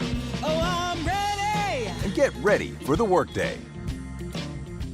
You want to make sure that your heater's ready for the winter, right? So leesair.com, that's where you want to go. And I was just looking at leesair.com today, Lee's Air Plumbing and Heating. Some of the specials they got going on right now, $179 furnace tune-up with the no breakdown guarantee, $99 furnace repair diagnostic, and free air duct replacement estimate. Just a few of the things you'll find at leesair.com. You have heating needs, well, you might want to check out Lee's. You do want to check out Lee's at leesair.com with that 100% satisfaction guarantee. They've won awards with their service, and they spend more than 40 years serving the Valley's HVAC, heating, and plumbing needs. Yeah, you can trust Lee's with installation and repair of your AC, furnace, and water heater, residential, commercial plumbing repair, commercial HVAC services too. As I said, find out more at leesair.com and let Lee's take care of you the way they took care of me, my family. They treated us like family, set us up with an HVAC system that has improved our quality of life and saved us money through the summer. I'm sure it's going to save us money all winter long while keeping us toasty warm. Lee's Air, Plumbing, and Heating. Check them out at leesair.com. License number 635355. You live for this. The wins, the losses, the slam dunks, and the buzzer beaters. The dream that this is your team's year. Hope. It's what keeps you coming back. So you represent with anticipation and with pride. Because when everything's on the line, your support means everything. That's why the NBA Store is here to support you. Check out the largest selection of official NBA gear at NBAstore.com. A Fanatics experience. Coverage varies by plan. View contracts and exclusions at EnduranceWarranty.com. This is an announcement to all United States vehicle owners who own a 2003 or newer vehicle with a manufacturer's warranty about to expire, or no warranty coverage at all. With a struggling economy and the cost of living on the rise, Endurance is now offering an affordable, low-cost vehicle coverage plan to the general public. As of today, you could be one of millions of drivers that now may qualify to have your vehicle protected under this coverage and have all future covered auto repairs repairs paid directly to the repair shop for you. You pick your plan. You pick your deductible. You even pick the repair shop. Roadside service, towing, and rental coverage is included. Get your vehicle protected now and save your wallet from costly vehicle repairs. A toll-free number has been established for you to call for your free 5-minute quote and to see if you qualify. The number to call is 800-292-0975. 800-292-0975. Again, that's 800-292-0975. Ready to pregame for your next big arena event? Head to Beach Hut Deli, a Sacramento tradition for over 40 years where Aloha is served daily. Located just steps from the arena, whether it's game day or a concert night, it's the perfect spot to gather with friends and enjoy amazing sandwiches. Planning a bigger get-together? Beach Hut Deli offers endless catering options to bring those fresh, delicious flavors to your next party or event. Beach Hut Deli. Good vibes, great food, and epic times await.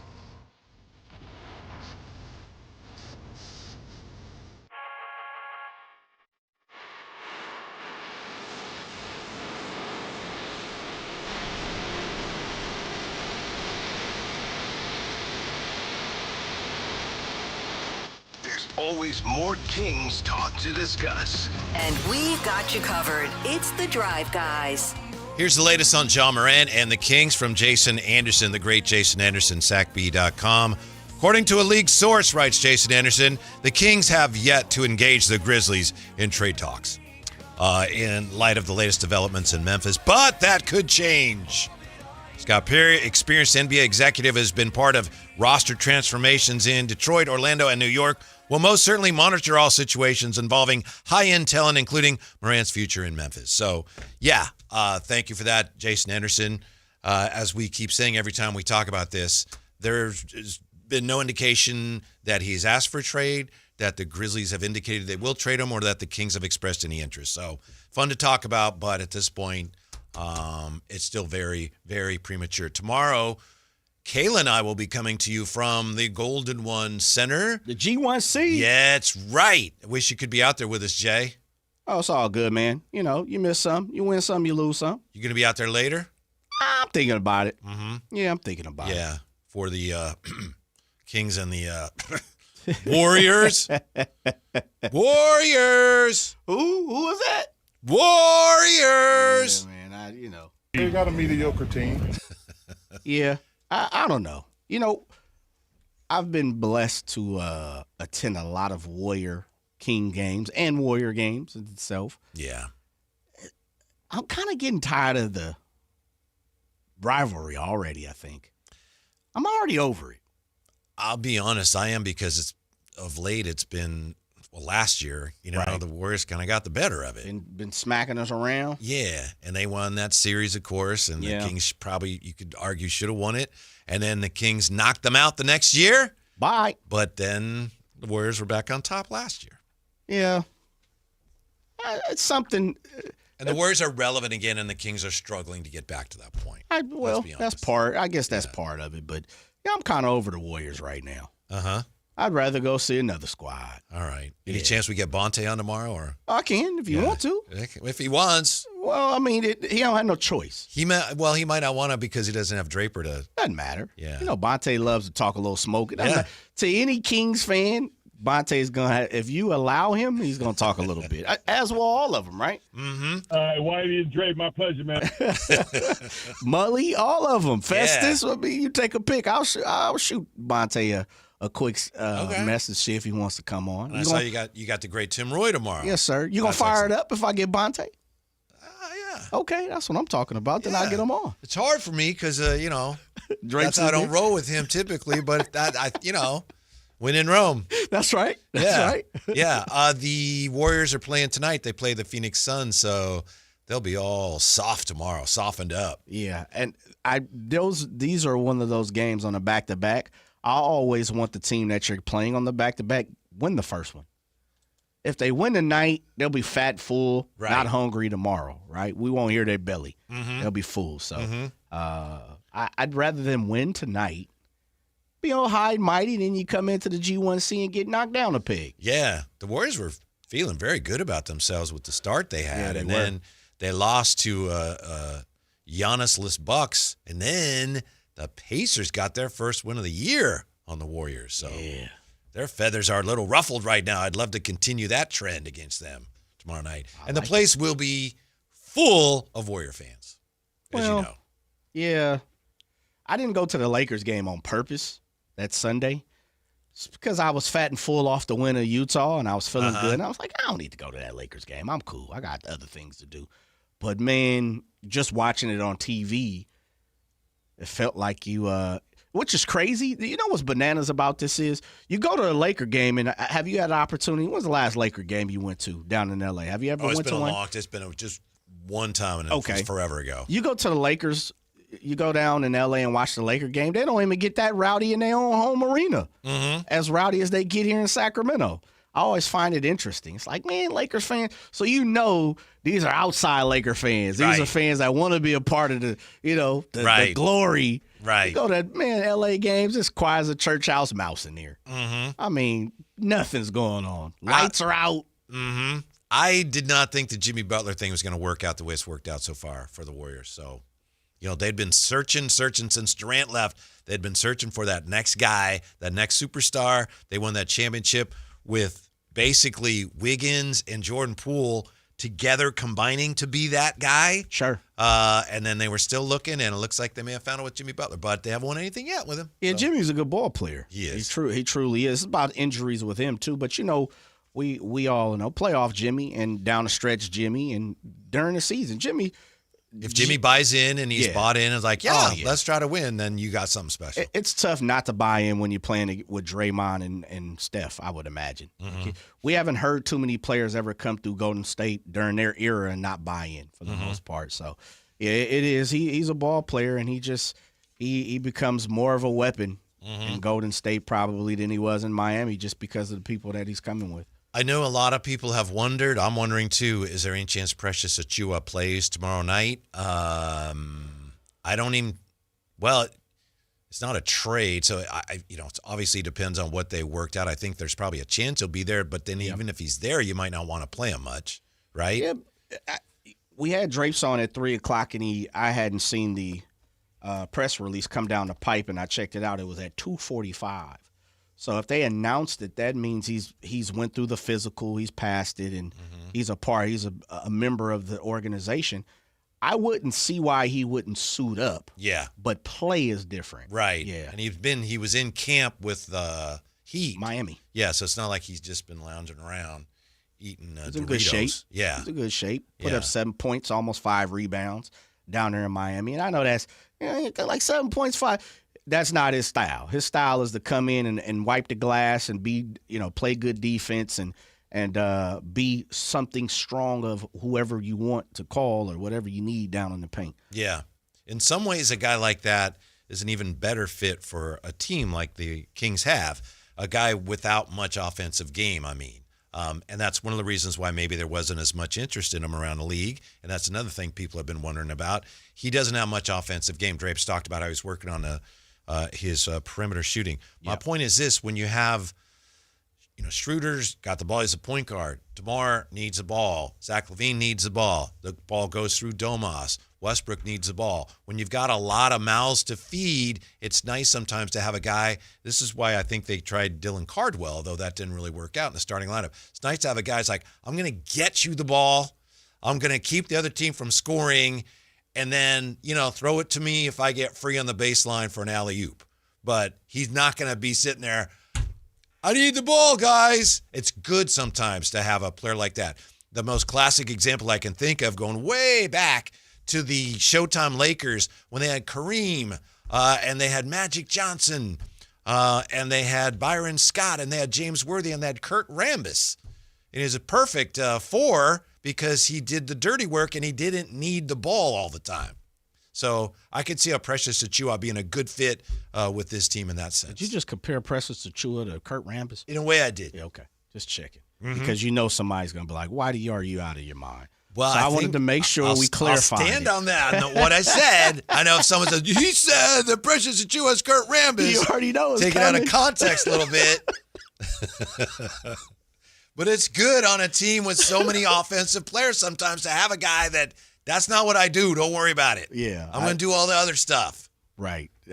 rim run. Yeah. I'll put back. I'll get my 8 points off the glass on putbacks, maybe an alley-oop here and there. Uh-huh. Yeah, and I may explode for about 14 points here and there. Precious is something that the Kings fans, the Kingdom, have been asking for all season, isn't he? He's someone who's taller than 6'6". A forward, a legitimate, yeah. And he's not even that big by NBA standard, but 6'8". Yeah, he's not. I think it was 6'8", 234. Let me triple check that again. I was looking at his deets, 224. Excuse me, 224, 225. But he's something that we've all been looking for. Someone that stands a little bit taller than a shooting guard. Yes. Someone that can put a little beef and body on a big man. Mm-hmm. Draper talked about, he's not a center, but he's somebody that can play within the paint. We saw, Aaron Gordon absolutely and Jokic and guys like that. They abuse the Kings more times than not. We're talking about, big guys, big fellas, people who have a little girth on them. And so, it's I like the signing. I know a lot of folks who are on the IJ camp disagree with the fact that he was the person that had to be let go for Precious to be a part of this. And I totally respect that. But I do think you're doing a disservice to Precious when you're saying, well, if we're going to have to get rid of IJ, we shouldn't have brought Precious in. I'm just saying I understand your druthers, but I would love to see Precious come in and be who he is. I think he's a known commodity even at age 26, former first-round draft pick 20th. If he just comes in and is a rebounder and plays tough and brings good defense, I think the Kings fans will love it. I think if he was 2 inches taller, he would get a lot more minutes. I think center is maybe his best position, but he's not quite big enough to play full-time center. And again, I'm not trying to take shots at him, but you look at him and try to figure out why hasn't he played more, and he's carved out a nice career for himself. But it's going to be interesting to see how the Kings use him. Can you use him with Domas? I don't know about that. That's interesting. But he has run stuff. He's also run some of the stuff that the Kings run, so he's already going to be familiar with some of the things they do on offense. Yeah, when you really look around the league and you talk about power forward, it's the same conversation we've had with Domas over the last couple of seasons. Well, Miles Turner worked great with them because he stepped out and shot it. Guys like that. So PJ Washington would have worked great with a Domantas Sabonis. A John Collins probably would have worked great. I don't know. We'll see how it works with Precious Achiuwa. Most people believe power forwards got to step away from the rim these days and be able to shoot it. So, yeah, I think you're right. Yeah, we'll come back and look at why some people are asking if MLB is more popular than the NBA right now. What? That's next, Sactown Sports. On the move? Got somewhere to be? Take Sacramento Kings basketball with you. The Sactown Sports app will let you stay connected to your passion. Never miss a moment of Sacramento Kings basketball with the Sactown Sports app. If you're 55 or older and into that whole saving money thing, T-Mobile has an exclusive phone and internet bundle just for you. Right now, get 2 unlimited phone lines plus 5G home internet for just $30 each per month with AutoPay, plus taxes and fees. And with 5G home internet, setup is easy with just 1 cord and no technician needed, which is great if you're also into that whole keeping it simple thing. Switch now and experience the best mobile network in the U.S. Visit your local store to start saving. T-Mobile, it's better over here. Based on analysis by Ookla Speed Test Intelligence Data Q4 2024 to Q1 2025, Ookla trademarks used under license. Unlimited on our network. Customers on voice plan may notice speeds lower than other customers and further reduction if using more than 50 gigs a month due to data prioritization. Video streams and SD on this plan. Home internet pricing after $20 a monthly bill credit plus $5 per line without autopay. Debit or bank account required. See 5G device coverage and access details at T-Mobile.com. Everybody knows that Sacramento Chrysler Dodge Jeep Ram is the spot to get yourself a brand new car. That's why people are coming from all over. Folsom, Elk Grove, Woodland, Roseville. But they also have the best selection of pre-owned vehicles. All makes and models, every one of them top quality, hand-selected by General Manager Chuck Dean. Over 70 vehicles below $30,000, over 25 below $20,000. You can see that full lineup at SacSuperstore.com, and if you find a lower price somewhere else, they'll match it. And on top of that, the best car buying experience anywhere. Sacramento Chrysler Dodge Jeep Ram. Guys, tired all the time, gaining weight, low drive? These aren't just signs of aging. They could be low testosterone or other underlying issues. Right now, Revive Men's Health Sacramento is making it easier to get answers with a comprehensive wellness panel. It's not just a lab test, it's where better performance begins. Our providers will check your testosterone, blood sugar, cholesterol, kidney, liver, thyroid, and heart health. A $400 value for just $99, or free if you start treatment. Over 120,000 men have trusted Revive to restore their energy, mood, and confidence. So if you're ready to feel better and live stronger, call 916-619-3000. That's 916-619-3000. Or visit revivemenshealth.com. Offer ends November 30th. Must medically qualify. Terms apply. Contact us for full offer details. When I was a kid, I remember my dad, a lineman, leaving in the middle of the night. Families were depending on him to get their power back on to keep them safe and warm. Watching him taught me that this work isn't just about wires and circuits. It's about people and the trust they place in us when the lights go out. That's why I started Maverick Electric Heating and Air, to carry on that same promise of showing up, doing it right, and protecting families when they need us most. Visit callamaverick.com.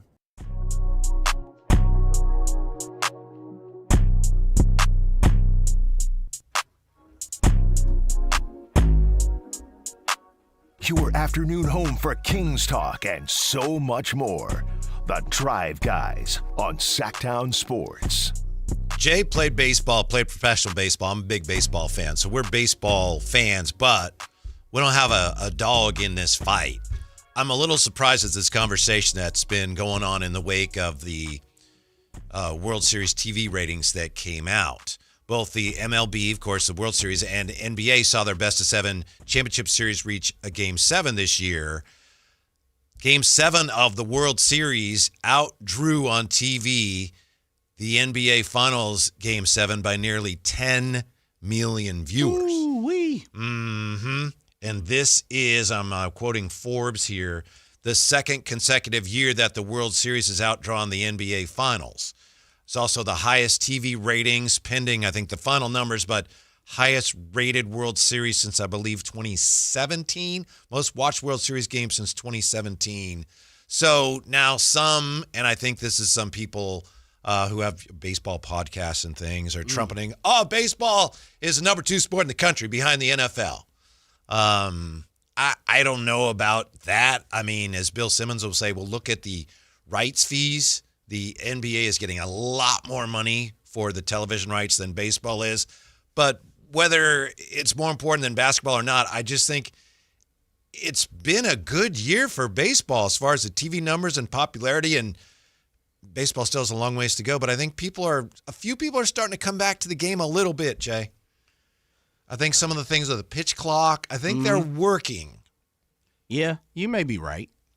It was, and I like how you added last year's numbers and thoughts into it, because I was going to ask, do you think Canada brought in a bit of viewership because Toronto was there this year?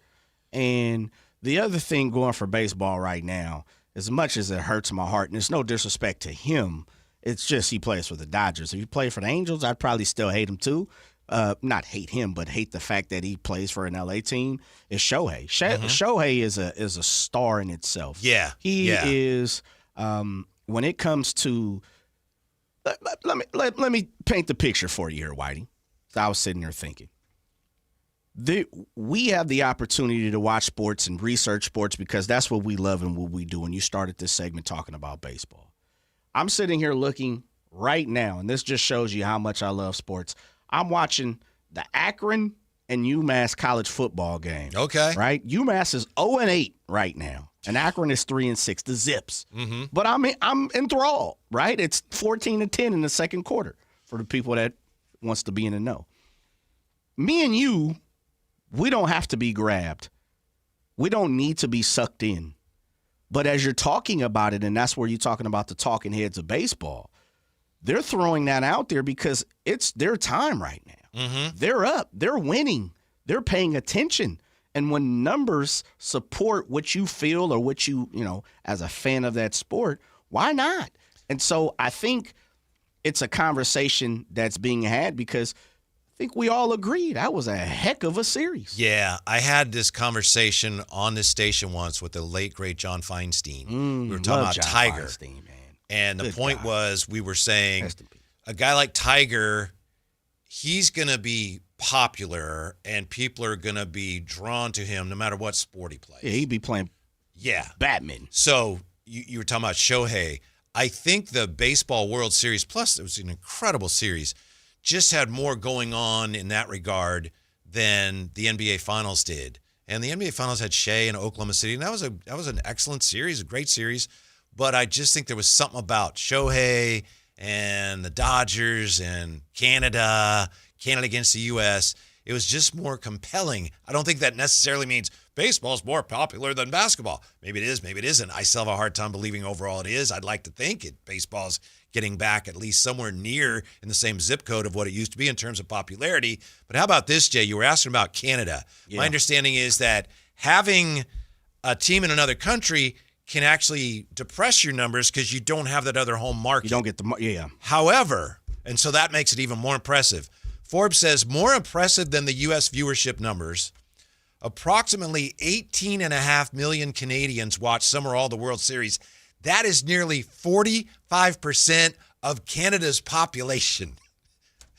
They were all now, that's not reflected in those U.S. TV numbers for the World Series, but that is incredible. Nearly half of Canada's population watched some or all of the World Series Game 7. Yeah. Man, that is impressive. Yeah. And to me, that speaks again to just this was a very compelling series. There was just a lot of really interesting subplots. No doubt about it. And I'll also give you this. I think, Seattle, Kayla, of course. Yeah. She being of Seattle Mariners and been joining us here the last few weeks. That market being into the postseason, fresh, new, something, shiny new toy. I thought the Brewers coming in, leading the league with wins and people expecting a lot from them. Milwaukee probably jumped in on it, and where even though they're disappointed, Detroit, who had kind of been, back and forth the last decade or two with playoffs and not being in the playoffs, being down at the bottom. There were some new, fresh markets that got to play a part here in the postseason. And as someone talked about, I just saw real fast, 916. The impact of Los Angeles being in the World Series the last 2 years. Yeah. That's a lot of viewership right there. That's 100% right. Yeah, because people feel a way about the Dodgers. They love them or hate them, but they're not like, I don't really care. Yeah, there's no in between. Versus Seattle, Milwaukee. I'm watching baseball. Mm-hmm. The Dodgers, like you said, you either hate them or you love them. There's no in between. They've become the Yankees. Yes. 2025 wild card, first round of the postseason, set viewership records this year. 11 wild card series games, averaged 4.6 million, 64% jump from last year's wild card series. Highest average for the wild card series round since the current format got officially introduced in 2022. I'm telling you, it had to be some of those new markets and, not all new, but the Padres have consistently started to be in the playoffs, right? So it's kind of becoming the norm. Mm-hmm. My boys are going to be in it. I'm watching it. The Even Cubs though they didn't were do in Cubs, there. Yeah. Typical, right? Phillies were in there. Milwaukee again being new. The Reds sliding in there, couldn't take care of the Dodgers in the opening series when they played. But, yeah, I think – and then on top of that, you got the stalwarts, the Dodgers, the Yankees, those type of teams. Yeah. I know other owners are upset at the Dodgers, and my daughter's a baseball fan. She's not a Dodger fan, and she said, they bought this championship. But I think it's good for baseball overall to have the Dodgers be where they are and to have them playing on the biggest stage. These numbers show it. It draws people like we were just saying. So in that sense, having a really historic team in LA with the Dodgers and Ohtani, I think it's good for the game. And it may end up leading to a labor dispute. They have to shut the game down, which would be baseball getting in its own way again. But people cared about watching the Dodgers, whether they wanted them to win or lose. Well, in typical fashion, I'm gonna step back from that, Whitey, because I've been too nice today. I'm not giving no love to the damn Dodgers. I'm not really giving them love. Well, you kind of are, Whitey. But they're good for baseball. See, no, that's giving them love. That's giving them love. Even if it is true even if it's true that the Dodgers being good is good for baseball, I'm just going to account the high ratings and the high viewership to other things. If we had the Reds and the Blue Jays in the World Series, we wouldn't be talking about any of this. Nothing against Ellie De La Cruz and company. It'd be the same, Whitey. That's all I'm saying, man. It'd be the same, okay. I just, look, they've already gotten the second championship. I'm going to be a hater right now. I'm not giving them that asterisk championship. We're going. They're coming to Sacramento next year. We're going, Jay. Who? The Dodgers. We're going to go watch them. Who's going? We are going to watch them. No, sir. Yes. You couldn't get me in there to see a Dodger game if you wanted to. Late June, early July. Yeah, we'll be there. Now, we'll go to a Padre game. They're not coming next year. I know, because they came this year. Yeah. Early on in the season, and I was still, in my feelings a little bit. Yeah. We'll go see the Dodgers. No. I mean, unless they're going to, at that time, if they're like, 2-25 or whatever, then I'll go see them. Will you go see the A's play next year when they wear their yellow Sacramento jerseys? And I don't know which dates those are yet, but they will be wearing them. I don't know, Whitey. I'm still conflicted. I'm conflicted that. about the A's situation right now. And I got to one game. I went to support our guy, Kyle Draper, and throwing out the first pitch. Great. Has that thing come down yet?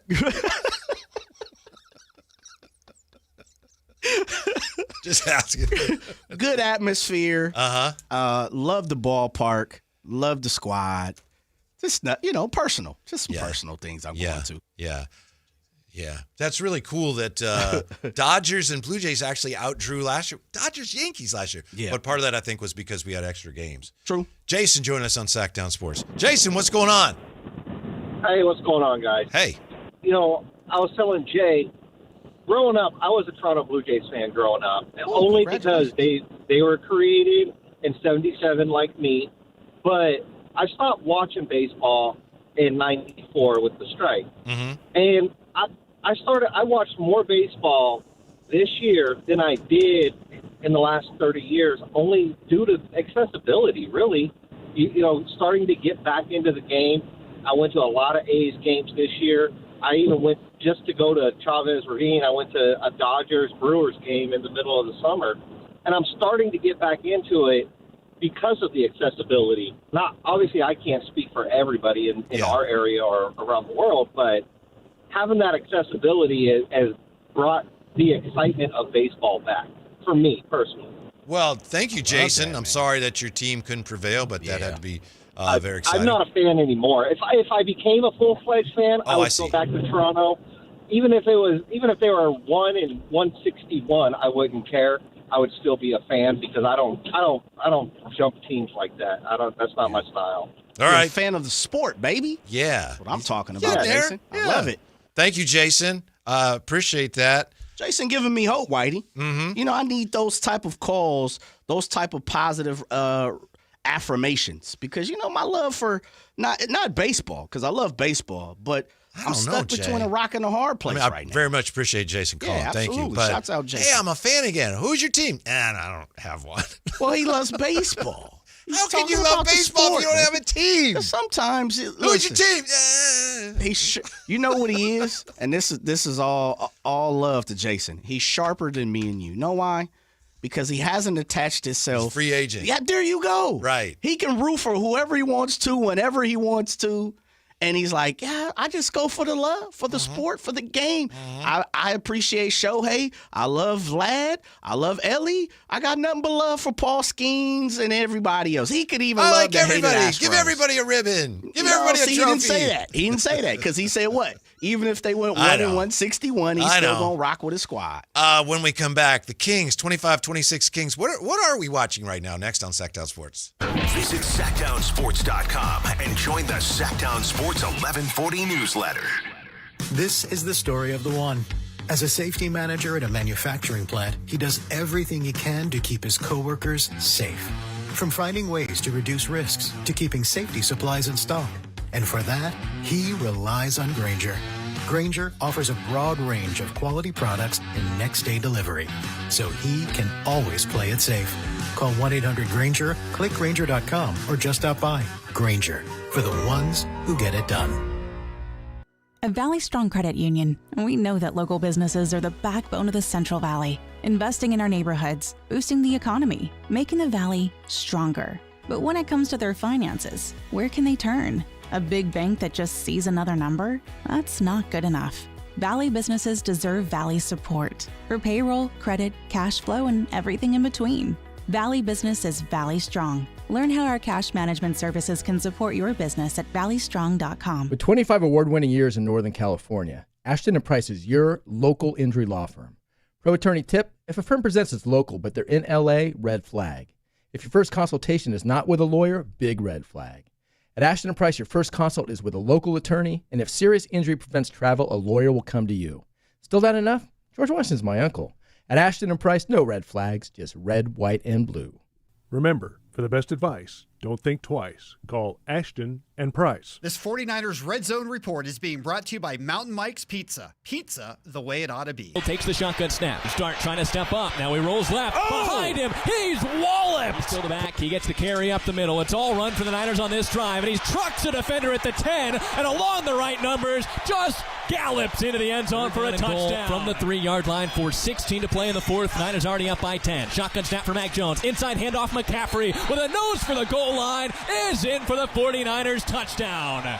Ready, set, win big. When the 49ers win, you score. With 49% off any large pizza, only at Mountain Mike's Pizza. Celebrate every game day with your favorites from our legendary crispy, curly pepperoni, bold sauced up wings, garlic butter drenched sides, and gooey sweet desserts, all hot, fresh, and built for a Niners victory. Download the Mountain Mike's app, join Mountain Rewards, and turn every Niners win into a pizza party. Let's go Niners. Mountain Mike's Pizza. Pizza the way it ought to be. Hey everyone, it's Kyle Draper here. If you're in the market for a new car, let me tell you about my experience with Mercedes-Benz of Stockton. From the moment I walked into their state-of-the-art showroom, I knew I was making the right choice. There was no pressure from the sales staff, and if I'm being honest, I felt like a kid in a candy store. I settled on the all-electric EQS SUV, and let me tell you why. First of all, the comfort. After a long day at work, I actually look forward to being in my car. It has several different massage settings, including my favorite, hot relaxing back. Plus, the seat heating and cooling features are perfect for the hot summer or those chilly mornings. Mercedes-Benz has the reputation of making the finest cars in the world. Now it's your turn to experience what I already know. Mercedes-Benz of Stockton is the best car buying experience you'll ever have. They're just a short drive down I-5, or you can shop online anytime at mbofstockton.com. That's mbofstockton.com, and tell them Drape sent you. Your local sports leader in the 916. KHD1 Sacramento, KYMX HD3 Sacramento. From the Power Business Technology Toshiba Studios, Sactown Sports 1140.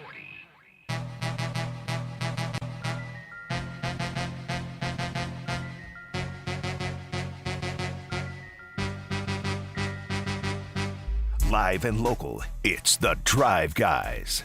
Watch the show on youtube.com/Sactown Sports 1140. Or listen on the Sactown Sports app. Just looking here at ESPN.com, top headlines in the NBA page. Pelicans lose Zion, that's terrible. Garland could return Wednesday. Red Panda off IR makes NBA return at Bulls game, that's nice. Something about Bucks back Turner with win after ex-Pacer booed. Ja mum on feelings after return from ban. And the Kings are on here. Kings add depth, ink Achua to a 1-year contract. Anthony Slater with the story. The Kings signing Precious Achua has made ESPN headlines. Sacramento ain't nothing to be worried about? No. Let's see here. Kings agreed to 1-year veteran minimum deal with Precious Achua. He is in his 6th NBA season, drafted by Miami in 2020.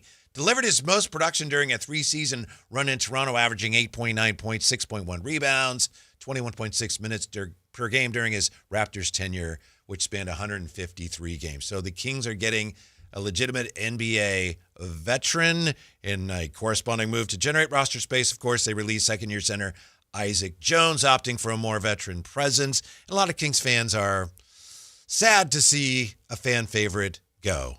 Maybe that only happens here in Sacramento, that a guy that barely played is a fan favorite. But I don't know. Very relatable story. People were rooting for him and will continue to root for Isaac Jones. I know I will. Yeah, of course. But you said it. You said it spot on. We tend to here in Sacramento latch on to every person who dons a Kings jersey, and they're all our guys. And IJ will forever be a Sacramento King. He'll be a part of the kingdom. He'll have a throne to sit at, so to say. But Kings going in a different direction right now. Yes. Chua was sent to the Knicks as part of the Anunoby trade in December, re-signed as a free agent in 24, was a capable bench option. He appeared in 17 playoff games for the Knicks, starting twice at Precious Chua. I think he will make a difference in the short term. This is a team, obviously, that's struggled to rebound, and they're not defending very well at all. And you've got a front court player, just a glaring need for a front court player, especially with the Kings sending Maxime Reynaud to Stockton. But that gets us back to the whole thing of what are we doing here with this Kings team? What is this season all about? And again, Jay, we can say it's not a good idea or it's a great idea, but it looks like right now, short term, these games this week, the Kings are trying to win as many games as they can with the idea of getting into at least the play-in position. I think that's right now, that's what the organization is focused on, whether they should be or not. You think at some point in time we will find out, or there will be a move, or someone will come out and say, yeah, I think we're going to pivot. Do you think that happens this year? I don't know that they will say it. It'll be obvious. Will they show us? Yeah. With Well, the move you know, actions? if you back out and look at the way Scott Perry has framed this season, he's never said that we're trying to make the playoffs. Yep. I don't believe he's ever said that. Haven't seen Having it. not said that, he doesn't have to say, okay, we're not doing that anymore. Yeah. You know what I mean? It's like, steady Eddie. Told you what this year was all about. Yeah. We're still trying to figure out. Yeah. Laying the foundation, no shortcuts. Here's one of the problems with the Kings, and I get it. They have more slogans than they have wins right now. You know, you got be professional, accountable, and share, rebound, and 94 feet. Yes. Diversity of purpose. Yes. There's a lot of things. Unity of thought, diversity of purpose. I want diversity of thought with unity of purpose. Same thing. Sorry, right? Scott. Same I said thing, it same wrong thing. there. Right. I said it backwards. But yeah, all these slogans, but only the two wins. But hopefully they can. Give them a little time, Whitey. We're only a handful of That's games it. into the season. What Scott Perry has said. Yeah. I'll give him credit. You Right. can disagree with some of the things they've done or how they're handling this eventual rebuild, but he has been very consistent with his messaging from day one. No doubt. Yeah. Very true. You're spot on. Mhm. We'll see what the Kings, how they move about, but you just said this week, so we'll keep it to this week. This week, meaning Nuggets, tomorrow against the Dubs, who, hopefully we do Then get I think that it's dub Nuggets, going. and the Nuggets 4 more times, Right. and the Nuggets, Oklahoma City 7 games, Minnesota for 3, then the right. Nuggets for 4 more. I know, man. They just playing the same squads. It's like, is there anybody else in the NBA that we could play? Mm-hmm. We will see how they go about it. We're inching closer every single day, right, to Keegan Murray's return, whenever that may be. We see Domas kind of shaking off a few nagging situations. I don't want to call them injuries because Drapes came on, said he had a X-ray on the rib cage area yesterday after taking a shot, and everything was clean. And, Did you ever break a rib or have a bruised rib? I or have anything? not. Just Is it uncomfortable? Yeah. Just to breathe, walk around, move? Depends where it is. But I remember Tony Romo one time in this would have been 2011 season. Early in the year, the Cowboys were playing Jim Harbaugh's 49ers, and he broke some ribs, and he still was playing football. And I think the only worry with that is when it's, you're playing football, it's like, well, you just hope the broken piece of the rib doesn't puncture your lung. So obviously, Domas isn't dealing with anything that severe. No. But that's, you can see this just kind of that bothering him. Yeah, no doubt.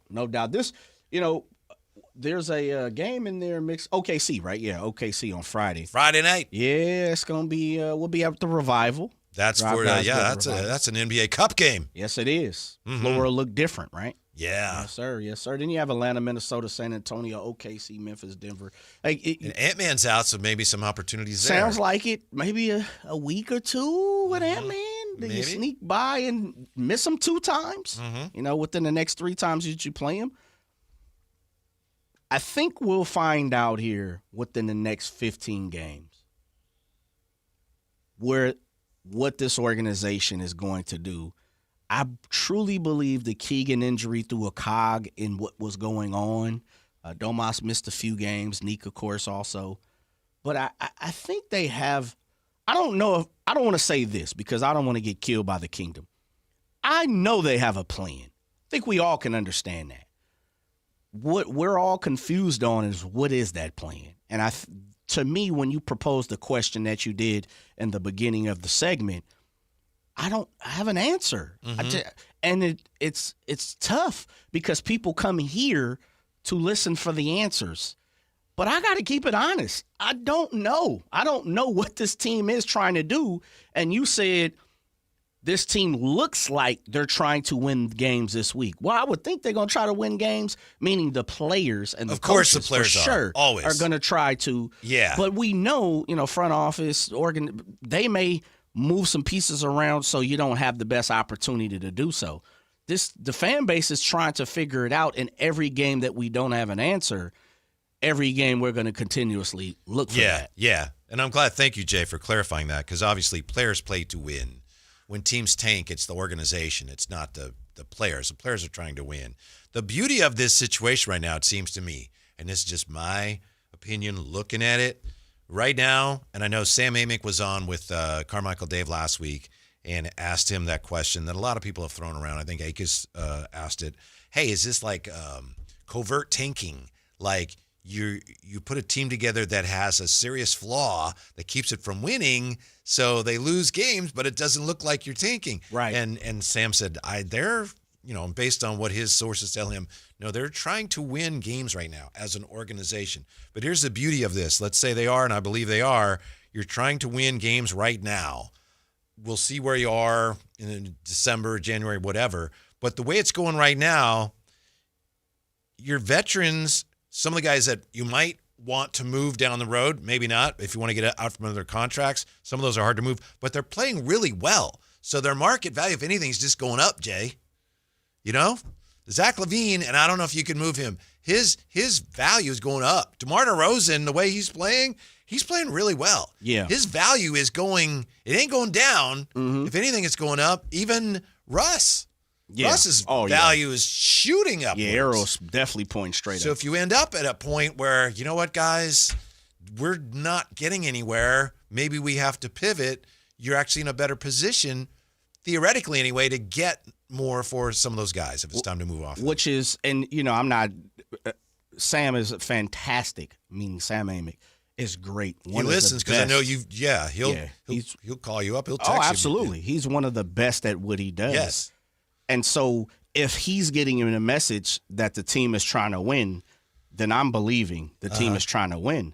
But I throw the caveat in there, and that's what I threw out, I think, the end of last week from Akeisha Costas. What if Scott Perry is saying, yeah, we're trying to win, but he's also looking at it from the standpoint of what you're saying is, I need my guys to go out there and try to win. But really, on the backside, in the front office, here goes the secret folder, the manila folder. I got it open, and only me and BJ are looking at it right now. It's like, oh yeah, DeMar doing fantastic. Call Miami, get them on the line. So I think the message is, yeah, we're trying to win, but I truly believe, this is just my own opinion. No source, no reporting, ain't asked nobody. Whatever you may believe, I think Scott and BJ and Paul and the front office, they got their hands on the post. And if nothing else, Kings fans, if we can't believe in this team winning or going to the postseason or the playoffs, that's what I preach. I'm hoping, and I could be off my rocker. I'm hoping Scott Perry and company are saying, yeah, all the right things. But I also believe, I'm hoping they have plan B, C, D, E. They have some alternative movements. And if this go this way, we'll be, we're set and ready to go. Because if you stay ready, you ain't got to get ready. I truly believe they know this team is not playoff bound. Playing in, maybe. but you definitely better have some tricks up your sleeve. So I'm believing they have it. Now, how quick they take the rabbit out the hat, we'll see. I'm not sure. If they want to lie and keep these guys together and really push towards the end, we'll see that too. It's not about patience. It's just, as you talked about, this week and every single day, we'll get closer to those answers. Truly. To me, the two most impressive things about the Kings right now, and I don't know which is A and which is B or which is 1 and which is 2. One is just the last couple games especially. The offense has been incredible. I mean, they're scoring a lot of points. And I know they lost the game last night, but that's why I say the offense has really been impressive. And then 2, players deserve the most credit for this, but I always give a coach credit when his team plays hard. Whatever those plans are, Jay, or whatever the plan is right now, clearly everybody has bought into it. And, Tony Ray Harvey weighs in here in the YouTube chat. He quotes Scott Perry, "We're not taking any hostages, only volunteers. We don't want hostages, we want volunteers." They're all in on it. And that speaks volumes as far as the amount of credit they all deserve. This is a veteran team. And I know we saw last year there were times when, to me, they looked more confused than anything. Like, they're not playing hard. Well, it's 'cause they're trying. But this team's playing hard this year. Right. They're not winning a lot of games, but a coach always deserves credit when you can watch a team and clearly see that, man, these guys are playing hard. Yeah, I don't think they're not, and that's why I believe what Sam Amick is saying. Yeah. The message is go out there and win, fellas. Yeah. I'm behind closed doors, though. Let's have a better movement because this team is deficient in so many ways. And as hard as you're going to play, you're just not going to go out there and beat a Denver that many times because Denver has excellent players. And as Draper said earlier in the show, they have some camaraderie as well. So, yeah, go out, do your thing, be the greatest that you possibly can be. But we know this is deficient. We know this roster is deficient in many ways. So I'm just hoping that we find out some answers sooner than later because I'm speaking for the Kings fans. I'm speaking for the Kingdom. There's a lot of people who are trying to figure out and or tired of hearing, well, yeah, they're trying to win, but actions, meaning front office or, ownership or whoever you want to point the finger to, those things might just not be parallel. They might not be congruent. They might not be mirroring each other. And so for the Kingdom, just got to speak the real. Some people are trying to figure out, well, look, we can see this roster is not good enough to make the playoffs. Please help us out sooner than later. That's what I like about this move for Precious Achiuwa. There was one game last week, and I think it was the day after the Chicago game, and I was saying, I don't know how they expect to compete when you're so small and you don't have a legitimate front court. So, again, Precious Achiuwa doesn't solve everything. He's not a panacea, but you have a legitimate NBA front court player that you're adding who defends a little bit. It's like, okay, finally, thank you. Now, why they waited so long to address the front court, I don't know. I'm sure they have reasons, but that's a guy that is going to help this team, Jay. I'm not saying, there you go, you are now a legitimate contender, but thank you. They added a forward, a legitimate NBA forward, a big, when they were starting Russell Westbrook at the 4. Does Russ continue to start? Well, we know when Keegan comes back, he'll start, but, next couple of weeks, probably. I think he starts because of how well he's playing. That's a great question, though. Yeah. And Precious Achiuwa probably won't be ready to start, even if he ever does for a while yet. Yeah, be interesting. Yeah. Well, this signing, I hope this much from this signing. No disrespect, nothing against IJ, but IJ didn't have a lot of opportunity. He didn't garner a lot of minutes. So I'm hoping that you don't just sign Precious to sit on the bench. I'm hoping you sign him, bring him up to speed, and let the big dog eat. That's what I'm looking for. If he doesn't have a rotational spot or every opportunity to earn one, he's got to be in the rotation. He's got to be. 339-1140, 1-800-920-1140. Jay, let's talk to Randy. Randy's been on hold here. Hey, Randy, you're on with Jay and Whitey. What's going on? Hey, how you guys doing? Good. How are you? Good. Hey, so just because I've been a Kings fan for a long time. How long? And I feel like, since the 2000 era. Okay. Okay. All right. Tie us in. Yeah. So I feel like we're like a switch away from being really good. Yeah? And I feel like, yeah, I do. We've got a lot of really good guys on the team, but we're missing that defensive side. And why did Zach not? I mean, Zach didn't even shoot very many threes last night. Why was that? He has a bad back. We think that's why. His back. He was questionable earlier in the day, and we're thinking, I know that's what Kyle Draper was saying when he joined us earlier. We think that his back was bothering him last night, Randy. Okay. Yeah. I feel like, had he been in the game shooting threes like he normally does, points would have been right there. Yeah, that's a great point. Yeah. A lot of, that made a big change in the game. But, our defense is just, we're fourth in defense right now, right? Fourth from the bottom. Fourth worst. Fourth from the bottom, right. Yeah. So, bring that up another, I don't know, 10 notches. And we're, yeah, exactly. And we're, we should be a heck of a lot better. Because, they were running plays up the center and all over the place on us, and we were not defending them. Not very well. And it seemed like the simplest of things, from an observation standpoint. I know from them on the court, it's not as easy, but. Gotcha, Randy. Thank you very much for listening. I just feel like we're not far from it. All right, thank you. I appreciate that. Jay appreciates that. We all appreciate it, Randy. Bring that positivity to the kingdom, Randy. Yes. Michael on Sactown Sports. Hello, Michael. How are you? I'm doing well. How are you guys doing? We're doing fine. Glad that we get to talk to you. What can we do for you? Oh, definitely. I called in last Friday about the draft and thought Diabonsa doing pretty solid, but I think I agree with you guys. I do feel like there's a covert tank. I trust Scott Perry and B.J. Armstrong because this roster makeup, these veteran moves, really reminds me of when Scott Perry was with Vlade first go around when we got Garrett Temple.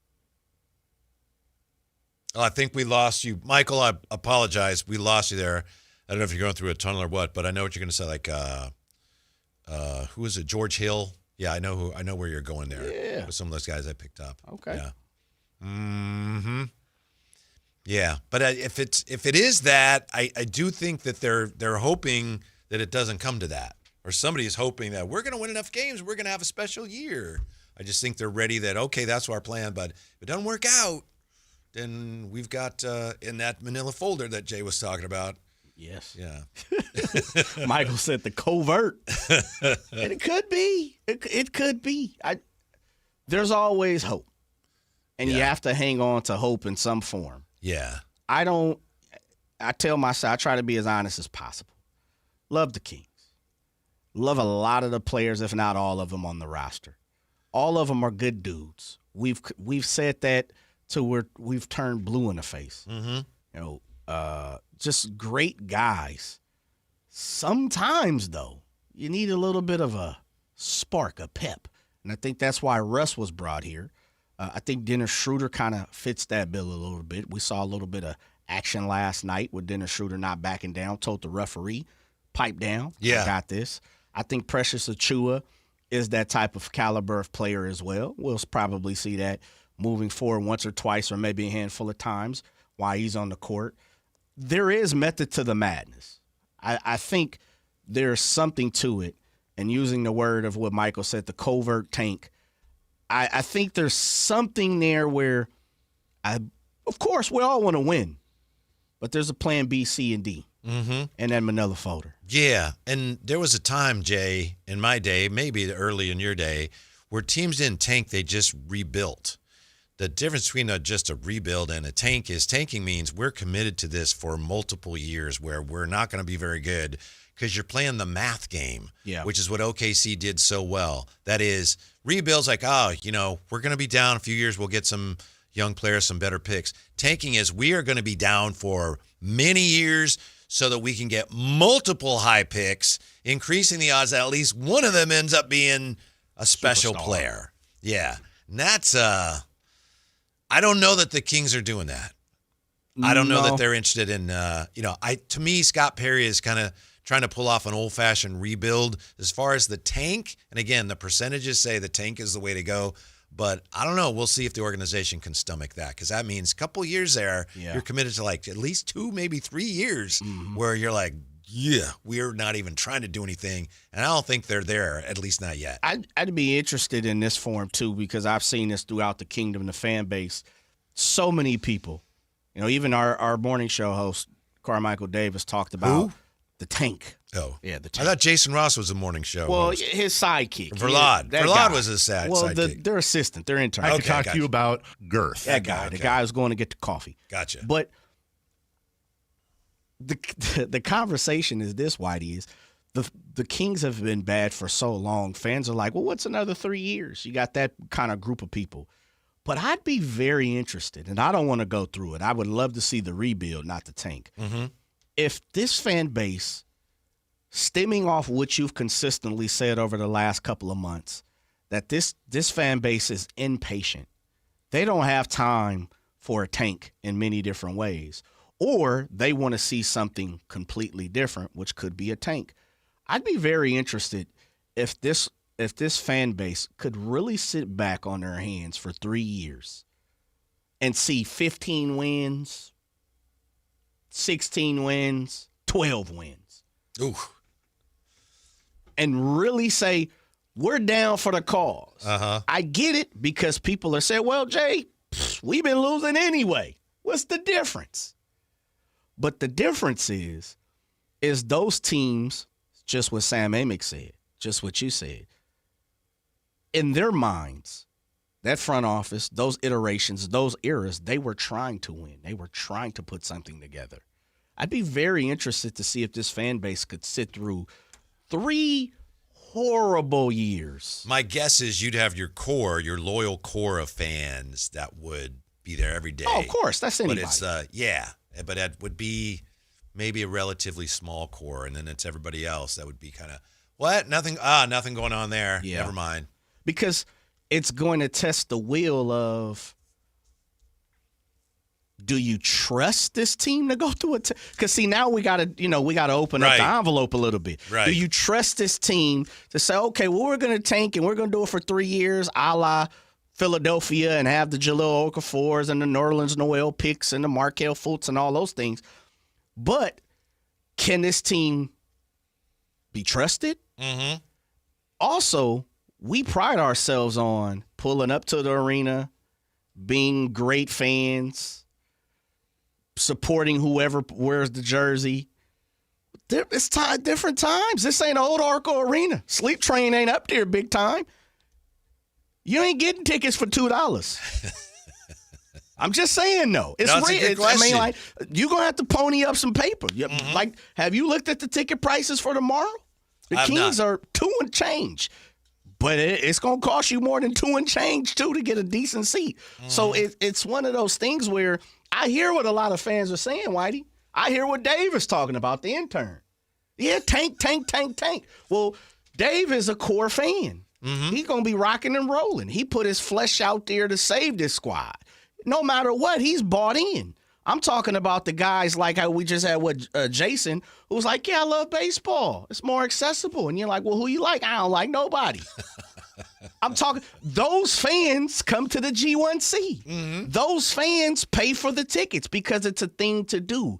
It's the end thing in the city. It's LeBron coming through. It's, so on and so forth. I'd be very interested to see, could we take 3 years of 15 wins? Can we say 2? Just for the heck of it? No, because you said 3. You said 3. You said 2, maybe 3. 2 and a half? I want to reel it back to okay, all right. 2. Yeah, 339-1140, 1-800-920-1140. Would Kings fans stomach that? We're back with that and more. Drive Guys, Sactown Sports. The San Francisco 49ers play on Sactown Sports 1140. Touchdown 49ers! Every game on your #1 sports station. Don't miss the action on your local sports leader. Sactown Sports 1140. Okay, I have to tell you, I was just looking on eBay where I go for all kinds of things I love, and there it was. That hologram trading card. One of the rarest, the last one I needed for my set. Shiny like the designer handbag of my dreams. One of a kind. eBay had it, and now everyone's asking, ooh, where'd you get your windshield wipers? eBay has all the parts that fit my car. No more annoying, just beautiful. Millions of finds, each with a story. eBay. Things people love. If you love to travel, Capital One has a rewards credit card that's perfect for you. With the Capital One Venture X card, you earn unlimited double miles on everything you buy. Plus, you get premium benefits at a collection of luxury hotels when you book on Capital One Travel. And with Venture X, you get access to over 1,000 airport lounges worldwide. Open up a world of travel possibilities with the Capital One Venture X card. What's in your wallet? Terms apply. Lounge access is subject to change. See CapitalOne.com for details. Okay, I have to tell you, I was just looking on eBay where I go for all kinds of things I love, and there it was. That hologram trading card. One of the rarest. The last one I needed for my set. Shiny like the Designer handbag of my dreams. One of a kind. eBay had it, and now everyone's asking, ooh, where'd you get your Windshield wipers. eBay has all the parts that fit my car. No more annoying, just beautiful. Millions of finds, each with a story. eBay. Things people love. Workdays can be unpredictable, but your workwear shouldn't be. With the Cintas Apparel Plus program, you'll have freshly laundered garments for everyone on your team delivered every week. Cintas has workwear for just about any job imaginable, with high-performance fabrics and an uncompromising fit that stretches and moves with you. Don't leave looking and feeling good to chance. Visit Cintas.com. Oh, I'm ready! And get ready for the workday. Capital Casino, Sacramento's #1 poker room with primetime football. It's back. Capital Casino is giving away $500 per game in high-hand bonuses for every Sunday, Monday, and Thursday night primetime game, offering the best food, best service, and the best action with the most variety of games in the region and conveniently located at 411 North 16th Street in downtown Sacramento. For more information, log on to capital-casino.com, and please gamble responsibly. 1-800-GAMBLER. The winter service event is on at Maida Subaru Sacramento. Now is the time to get your Subaru road ready for the winter weather ahead with exceptional savings on tires, brakes, wiper blades, and more. Maida Subaru offers the largest Subaru service facility in the Sacramento area, factory-trained technicians, express service, and the all-new cafe now open inside the dealership. Don't miss this chance to get everything you need to get your Subaru winter ready at the Maida Subaru Winter Service Event. See all the service specials at maidasubaru.com.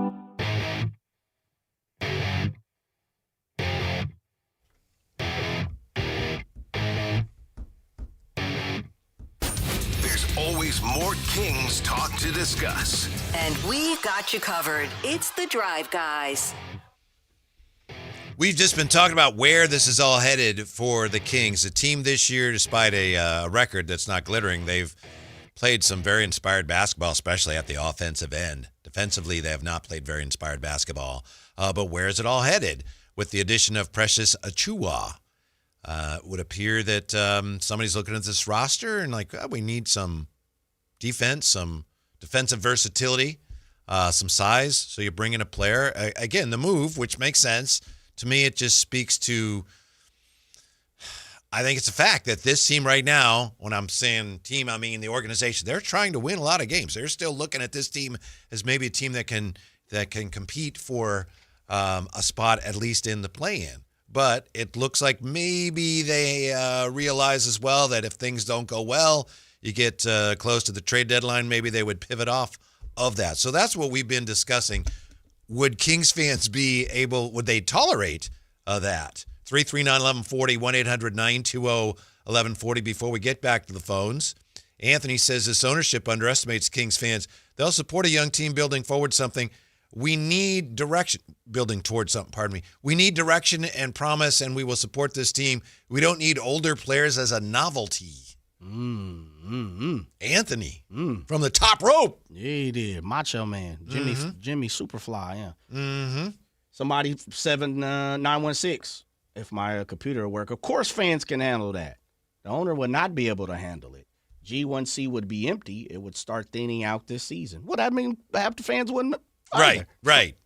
And that would be tough on ownership. Yeah, because that tells me just in the same, in one form, in one part of the sentence, just saying, yeah, of course. And then the second half is, then you would say the G1C wouldn't be the G1C, which basically tells me fans wouldn't handle it. But also, with the caveat, I think what they're saying is and I just saw somebody say it, you got to lower the ticket prices.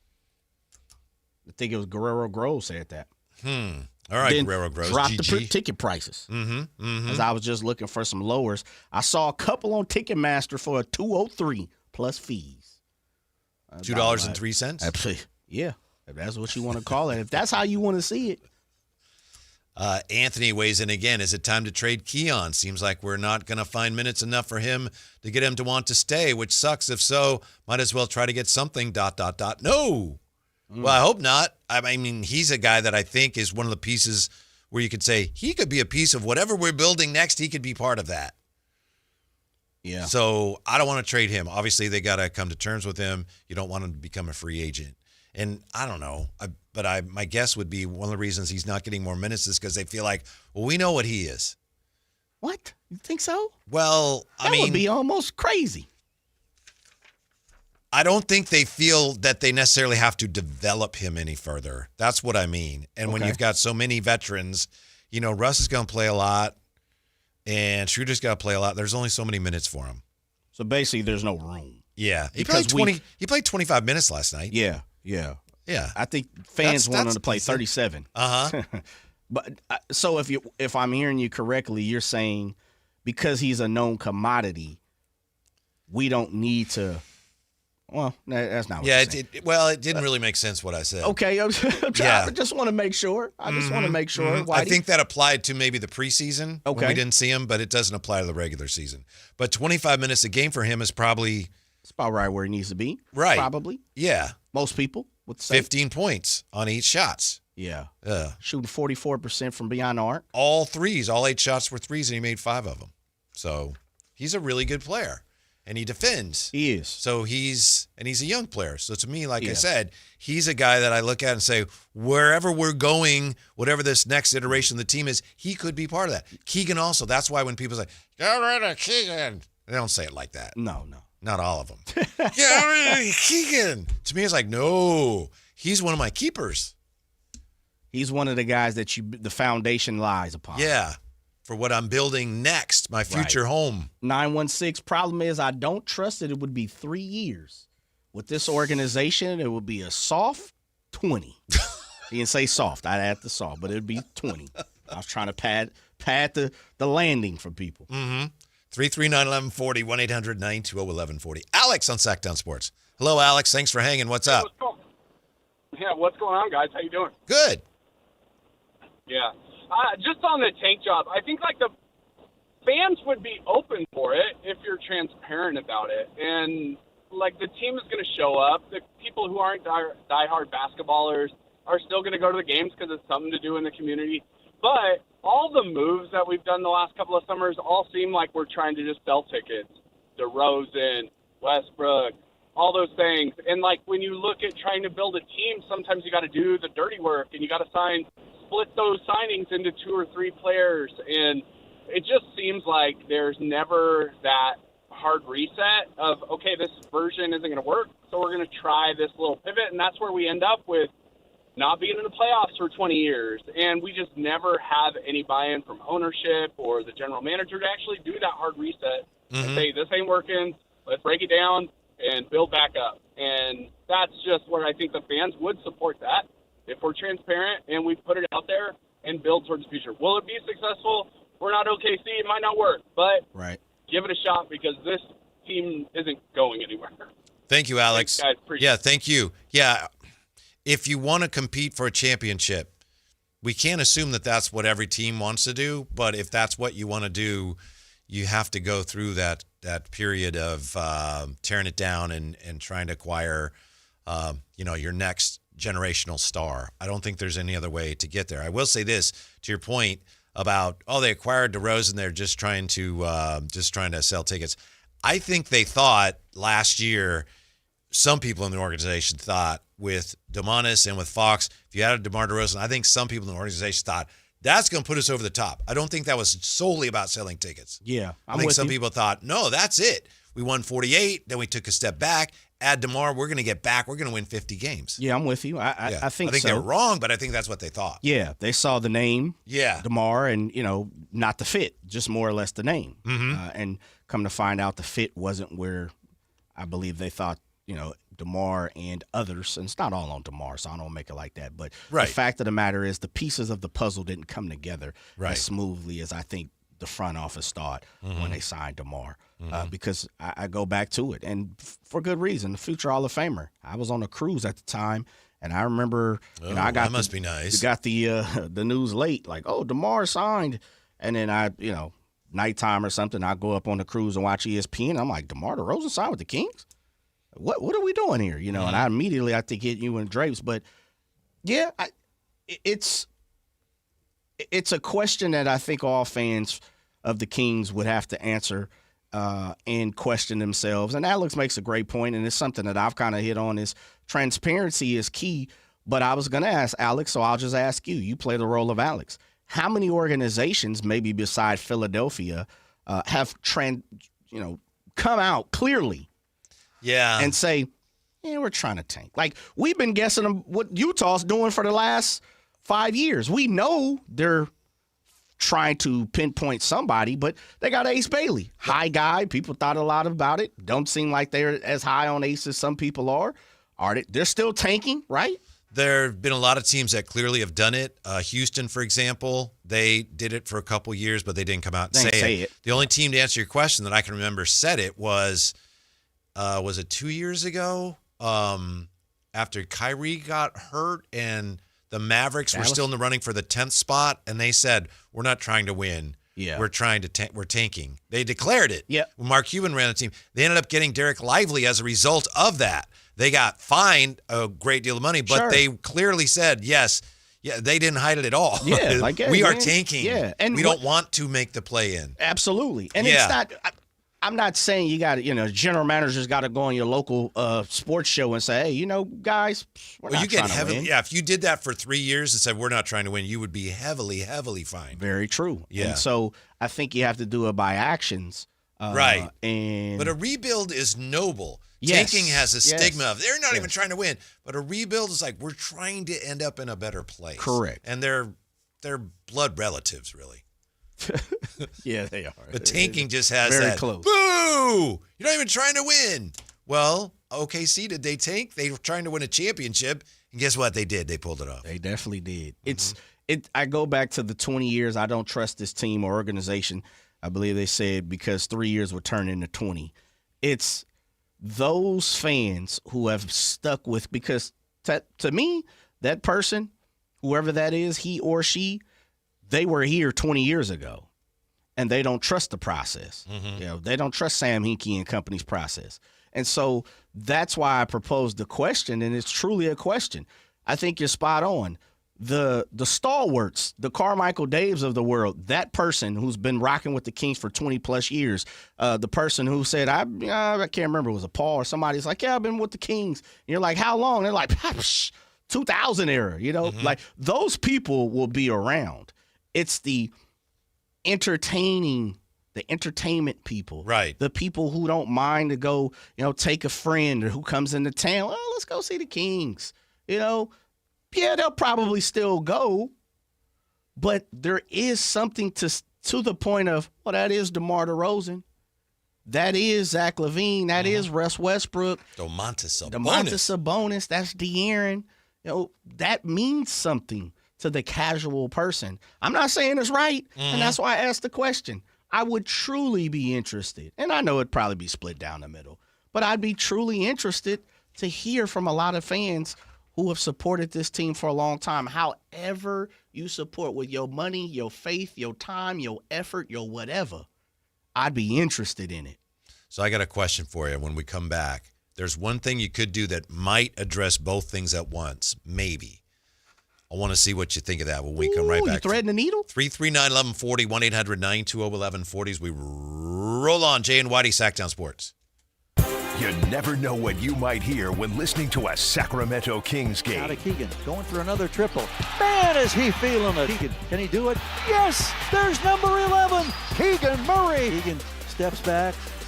He just knocked down his 12th three-pointer, a Kings franchise record. He's got 45 points. Never miss a moment of Sacramento Kings basketball with Sactown Sports and the Sactown Sports app.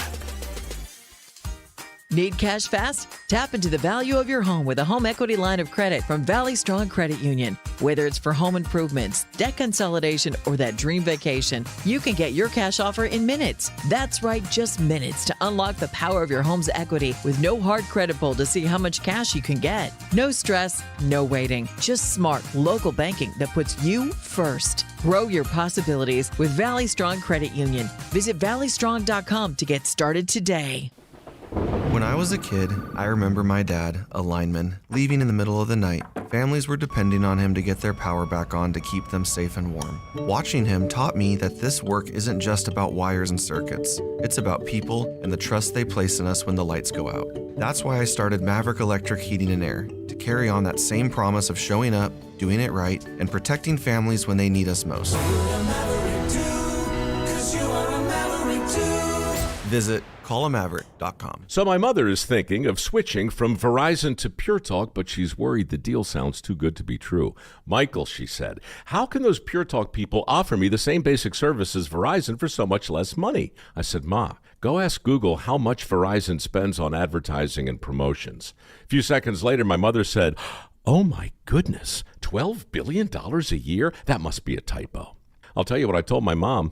It's not a typo. Verizon spends $12 billion a year on advertising and promotions, and their customers are paying for it. Well, Pure Talk doesn't spend that kind of money on commercials. Trust me, I would know. That's why they can offer you and my mother unlimited talk, text, and plenty of data on a crazy fast 5G network for just $25 a month. And if you're a business owner, you could really save a fortune. Dial pound 250, say the words Mike Rowe, and you'll get an additional 50% off your first month. That's pound 250 Mike Rowe. Pure Talk, everything you need and nothing you don't. With 25 award-winning years in Northern California, Ashton & Price is your local injury law firm. Pro attorney tip, if a firm presents as local but they're in L.A., red flag. If your first consultation is not with a lawyer, big red flag. At Ashton & Price, your first consult is with a local attorney, and if serious injury prevents travel, a lawyer will come to you. Still not enough? George Washington's my uncle. At Ashton & Price, no red flags, just red, white, and blue. Remember, for the best advice, don't think twice. Call Ashton & Price.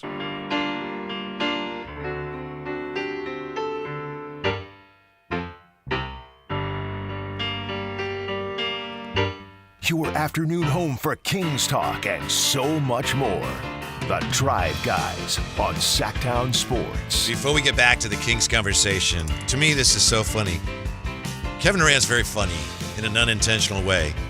Draymond Green was talking to a reporter. He was firing back, pushing back on Kevin Durant's claim that offense wins championships. So Draymond Green said, he was talking to a reporter, he said, those who don't believe defense is as valuable as it is, they simply just don't win. I don't think anyone's ever really been hell-bent on caring about the opinion of those that don't win because your opinion equals zero. And a reporter says, so I hear you, but Kevin has won. Draymond says, he won here, and the defense here was? And reporter says, it was incredible. Draymond says, absolutely. So responding to that on NBA Central and on X, Kevin Durant says, and the offense was? Question mark, question mark, question mark. KD pushing back on Draymond's claim that it's all about defense. Jay, KD says, offense wins championships. Back and forth they go. Why does Kevin Durant care so much about what people say on X? Have you watched Starting Five at all? No. The new season? No. My wife is into it way more than I am, but I've watched the first couple episodes, and one of the, I think it was second or third episode, which is about as far as I've gotten. KD talks about why he goes back at folks on Twitter. Yeah. And he's like, dude, it gives me energy. Oh, I wake up. Whatever I works. could be hurt. Yeah. Because I think it was during the time they asked him, he was hurt on the Suns, because it's all about last season. Ankle injury right in the beginning. Remember, the Suns started cooking. They were cooking, and then he got hurt, and they fell down. But he talks about, it's like, oh, get energy, the love. I love to get at people. And he's like, man, you guys ain't even ever got your heart rate up, you know, and you out here getting at me. Yeah. So I don't know what it is about it, but he just bred to be able to talk some smoke. And he says, he was like, that's where I come from. That means nothing. You know, I love when you talk to me, I'm going to talk back to you. So I think it's just organic. You know, he's from that area. Yeah. I used to feel like he shouldn't do that because it's just dragging him down. But clearly, like you say, no, it lifts him up. Yeah, it energizes him. He's good. Yeah. And he literally says, like, it gives me energy. Mm-hmm. Like, man, when I'm down, I fire back on people on social network, and I'm pumped. I'm ready to go. I'm ready to do my thing. So looks like there are two paths for the Kings. There's we just want to continue to win as many games as we can. And if that means we're competing for the play-in every year, it's all right, we're competing. And then the other path is, tear it down, tank, try to end up with as many good draft picks as you can. Because you got to get younger. Bottom line is you got to get younger. So, Jay, could you do both if you went out and acquired a 26-year-old superstar who could be your next centerpiece without having to tank to get him in Ja Morant? Could you do both things at once? Get your young centerpiece in here. I'm not advocating this. I'm just asking the question. I would not do this, but there I have my new superstar. I didn't have to tear down the team to get draft picks to get him. Plus, I'm still competing. Isn't that kind of what they're doing now? Yeah, but they do need to get younger. Okay. And Ja would be, like I say, Ja would be your bridge to the future. This team right now this souffle is not built to last, right? Because you don't have, who's our next generational player? Yeah, we're going to have to get him one way or the other. Nick Clifford's a good player, but he's not going to be like face your franchise or anything. No, doesn't seem to be. But if you brought in Ja, relatively young player, hey, we're competitive now. We've got our young superstar. Would that, again, I'm asking the question. I got you. My answer is no, it would not. Please don't do that. But I wanted to know what you thought. You see what I'm saying? Yes, sir. Like, we're going to fulfill both necessities in the form that we're going to have that guy that's going to give a bridge for fans to be excited to go get the jersey. Yeah, but he's good now. Yeah, versus he probably will be a part of the foundation of the what's the word I'm looking for? He's not going to be around when the payoff ends, but he'll be around for the beginning of how we turn this franchise around. And thank you for putting us on the proper course. But that pony's dead. We got to go to the new horse. So if that's what you're saying, for me, I'd say it depends on who that star is. And I know I'm being picky. Ja would almost be almost like bringing a De'Aaron Fox back, right? He would. Yeah. He would. Yeah, he would. For me, I'd say no. Because I'm kind of at the end of look, I want to win. I want some things to pay off. And I know it doesn't happen overnight, but I also understand. But I definitely understand where you're coming from. I think it would be more, you could swallow it a little more. The problem with you would be able to be okay with it. I know I'm the one that brought it up, but Scott Perry has said many times since he's been hired, there are no shortcuts. That would be an attempt at a shortcut. Getting Ja here? Getting it, well, depending on why you do it, but if it's bring in Ja and then boom, it's a reset, and we didn't have to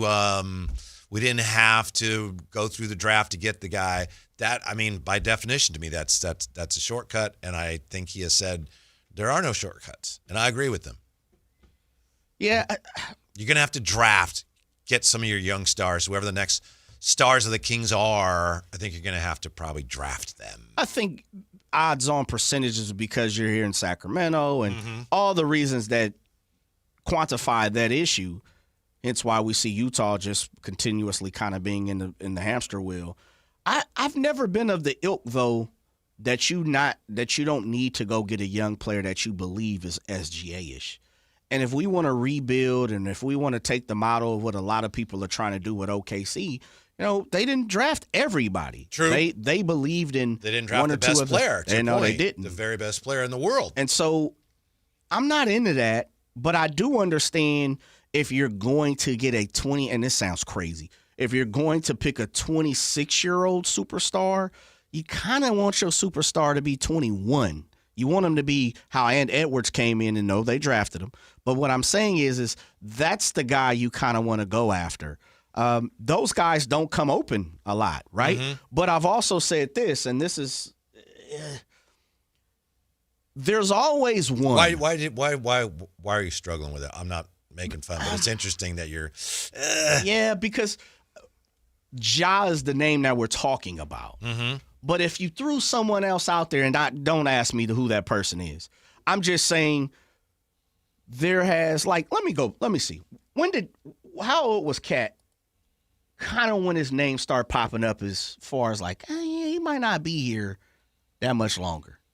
And he played another year or two, but 2-3 years. Yeah, let's see. Couple 3 years ago. Okay, so let's see how he is right now. Mm-hmm. Real fast. Karl Anthony Towns. Yeah, Karl Anthony Towns. How old is Cat right now? He is he's 29. So he's 26. So it's kind of right there, huh? Mm-hmm. Man, that's interesting because I would be looking for someone that's 23-ish. Those people just, I guess, not available. Maybe in the time frame, my mind is off. Yeah. The other thing is to consider is, I think we're seeing that with guys like Nick Clifford, and even Devin Carter. They come in, their first experiences as professionals are within your system. And, we would see that in the exhibition season when some veterans would, and part of it's just, veterans know that preseason isn't anything to get excited about, but you'd bring in the guys that were more familiar with the system because they played it all in summer league, and it was like, boom, wow, look at it, they're doing it. My point is this: if you draft your next superstar, you bring him in and you have a better chance of molding him, might be too strong a word, but look, this is how we do things here. You're a professional now. We're your first professional team. You go out and you get a guy, be it Ja or whomever, they're coming in with, look, this is how I do things. Yeah. Okay, all right. Well, we do it this way. Let's see if we can make it fit. Sure. No, it's a little with trickier. you. That's nothing against Ja. It's anybody. No, yeah, and that's what I'm saying. I'm stepping back from it because I'm thinking, and I'm lost at, that's why I'm stammering through my words, stumbling. I don't really remember a star being traded at 22, 23, 24, or someone who probably could have been a star. Right. They're too valuable. Yeah, they are. The only ones that teams would trade is guys are like, this guy's no good. Yeah. Yeah. 26. That's why the Luka thing was so crazy. Yeah. Like, how do you let this guy who is considerably one of the top 3 guys in the league be traded? And yeah, you got a haul, but no, this dude is way better than that. Mm-hmm. There's really no example I can give you, so which probably means I'm wrong. So I'll stick with the timeline, what you're saying, which is a 26-year-old star, because we came up with 2, Ja and Cat. I guess it depends on who it is, Whitey. And if it means it's Ja, I'm probably out in the form of he's too injury prone. Mm-hmm. If it's somebody that I could count on, and Ja's never even played 82 games for other reasons on top of it. I might have found one of your guys, by the way. Okay, give it to me. He was taken with the 15th pick in 96 by the Suns, had little impact, and was traded to the Mavericks in 1998. Steve Nash. And I'd have to do the math here to figure out how old he was. But. Yeah, someone like that. Yeah. But you have to believe in he has something else. There's a little more, a little extra. He's a late bloomer. He's a whatever the case may be. Yeah. So, but if it's Ja, and I'm thinking in the terms of how you're saying, I'm gonna say no, because I think if you bring Ja in now, you're ready to win right now. Yeah. You really are. Like, I don't think Ja wants to be around for, I'm the bridge to the meat? No, All right. So Ja would be win now, not a setting you up for the future. Yeah, I think you go get Ja, you better start to throw some folks around him. Because he might not be happy. Yeah, I know everyone's talking about it, at least everyone on this station, but Jason Anderson, SacB.com today, for those who didn't see, he's reporting that Kings have not looked into it. We don't even know if Ja wants to be traded.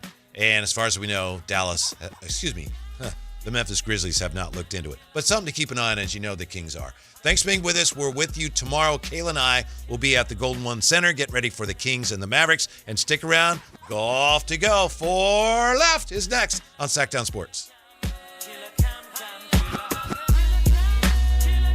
This is the story of the one. As a safety manager at a manufacturing plant, he does everything he can to keep his coworkers safe. From finding ways to reduce risks to keeping safety supplies in stock. And for that, he relies on Grainger. Grainger offers a broad range of quality products and next-day delivery, so he can always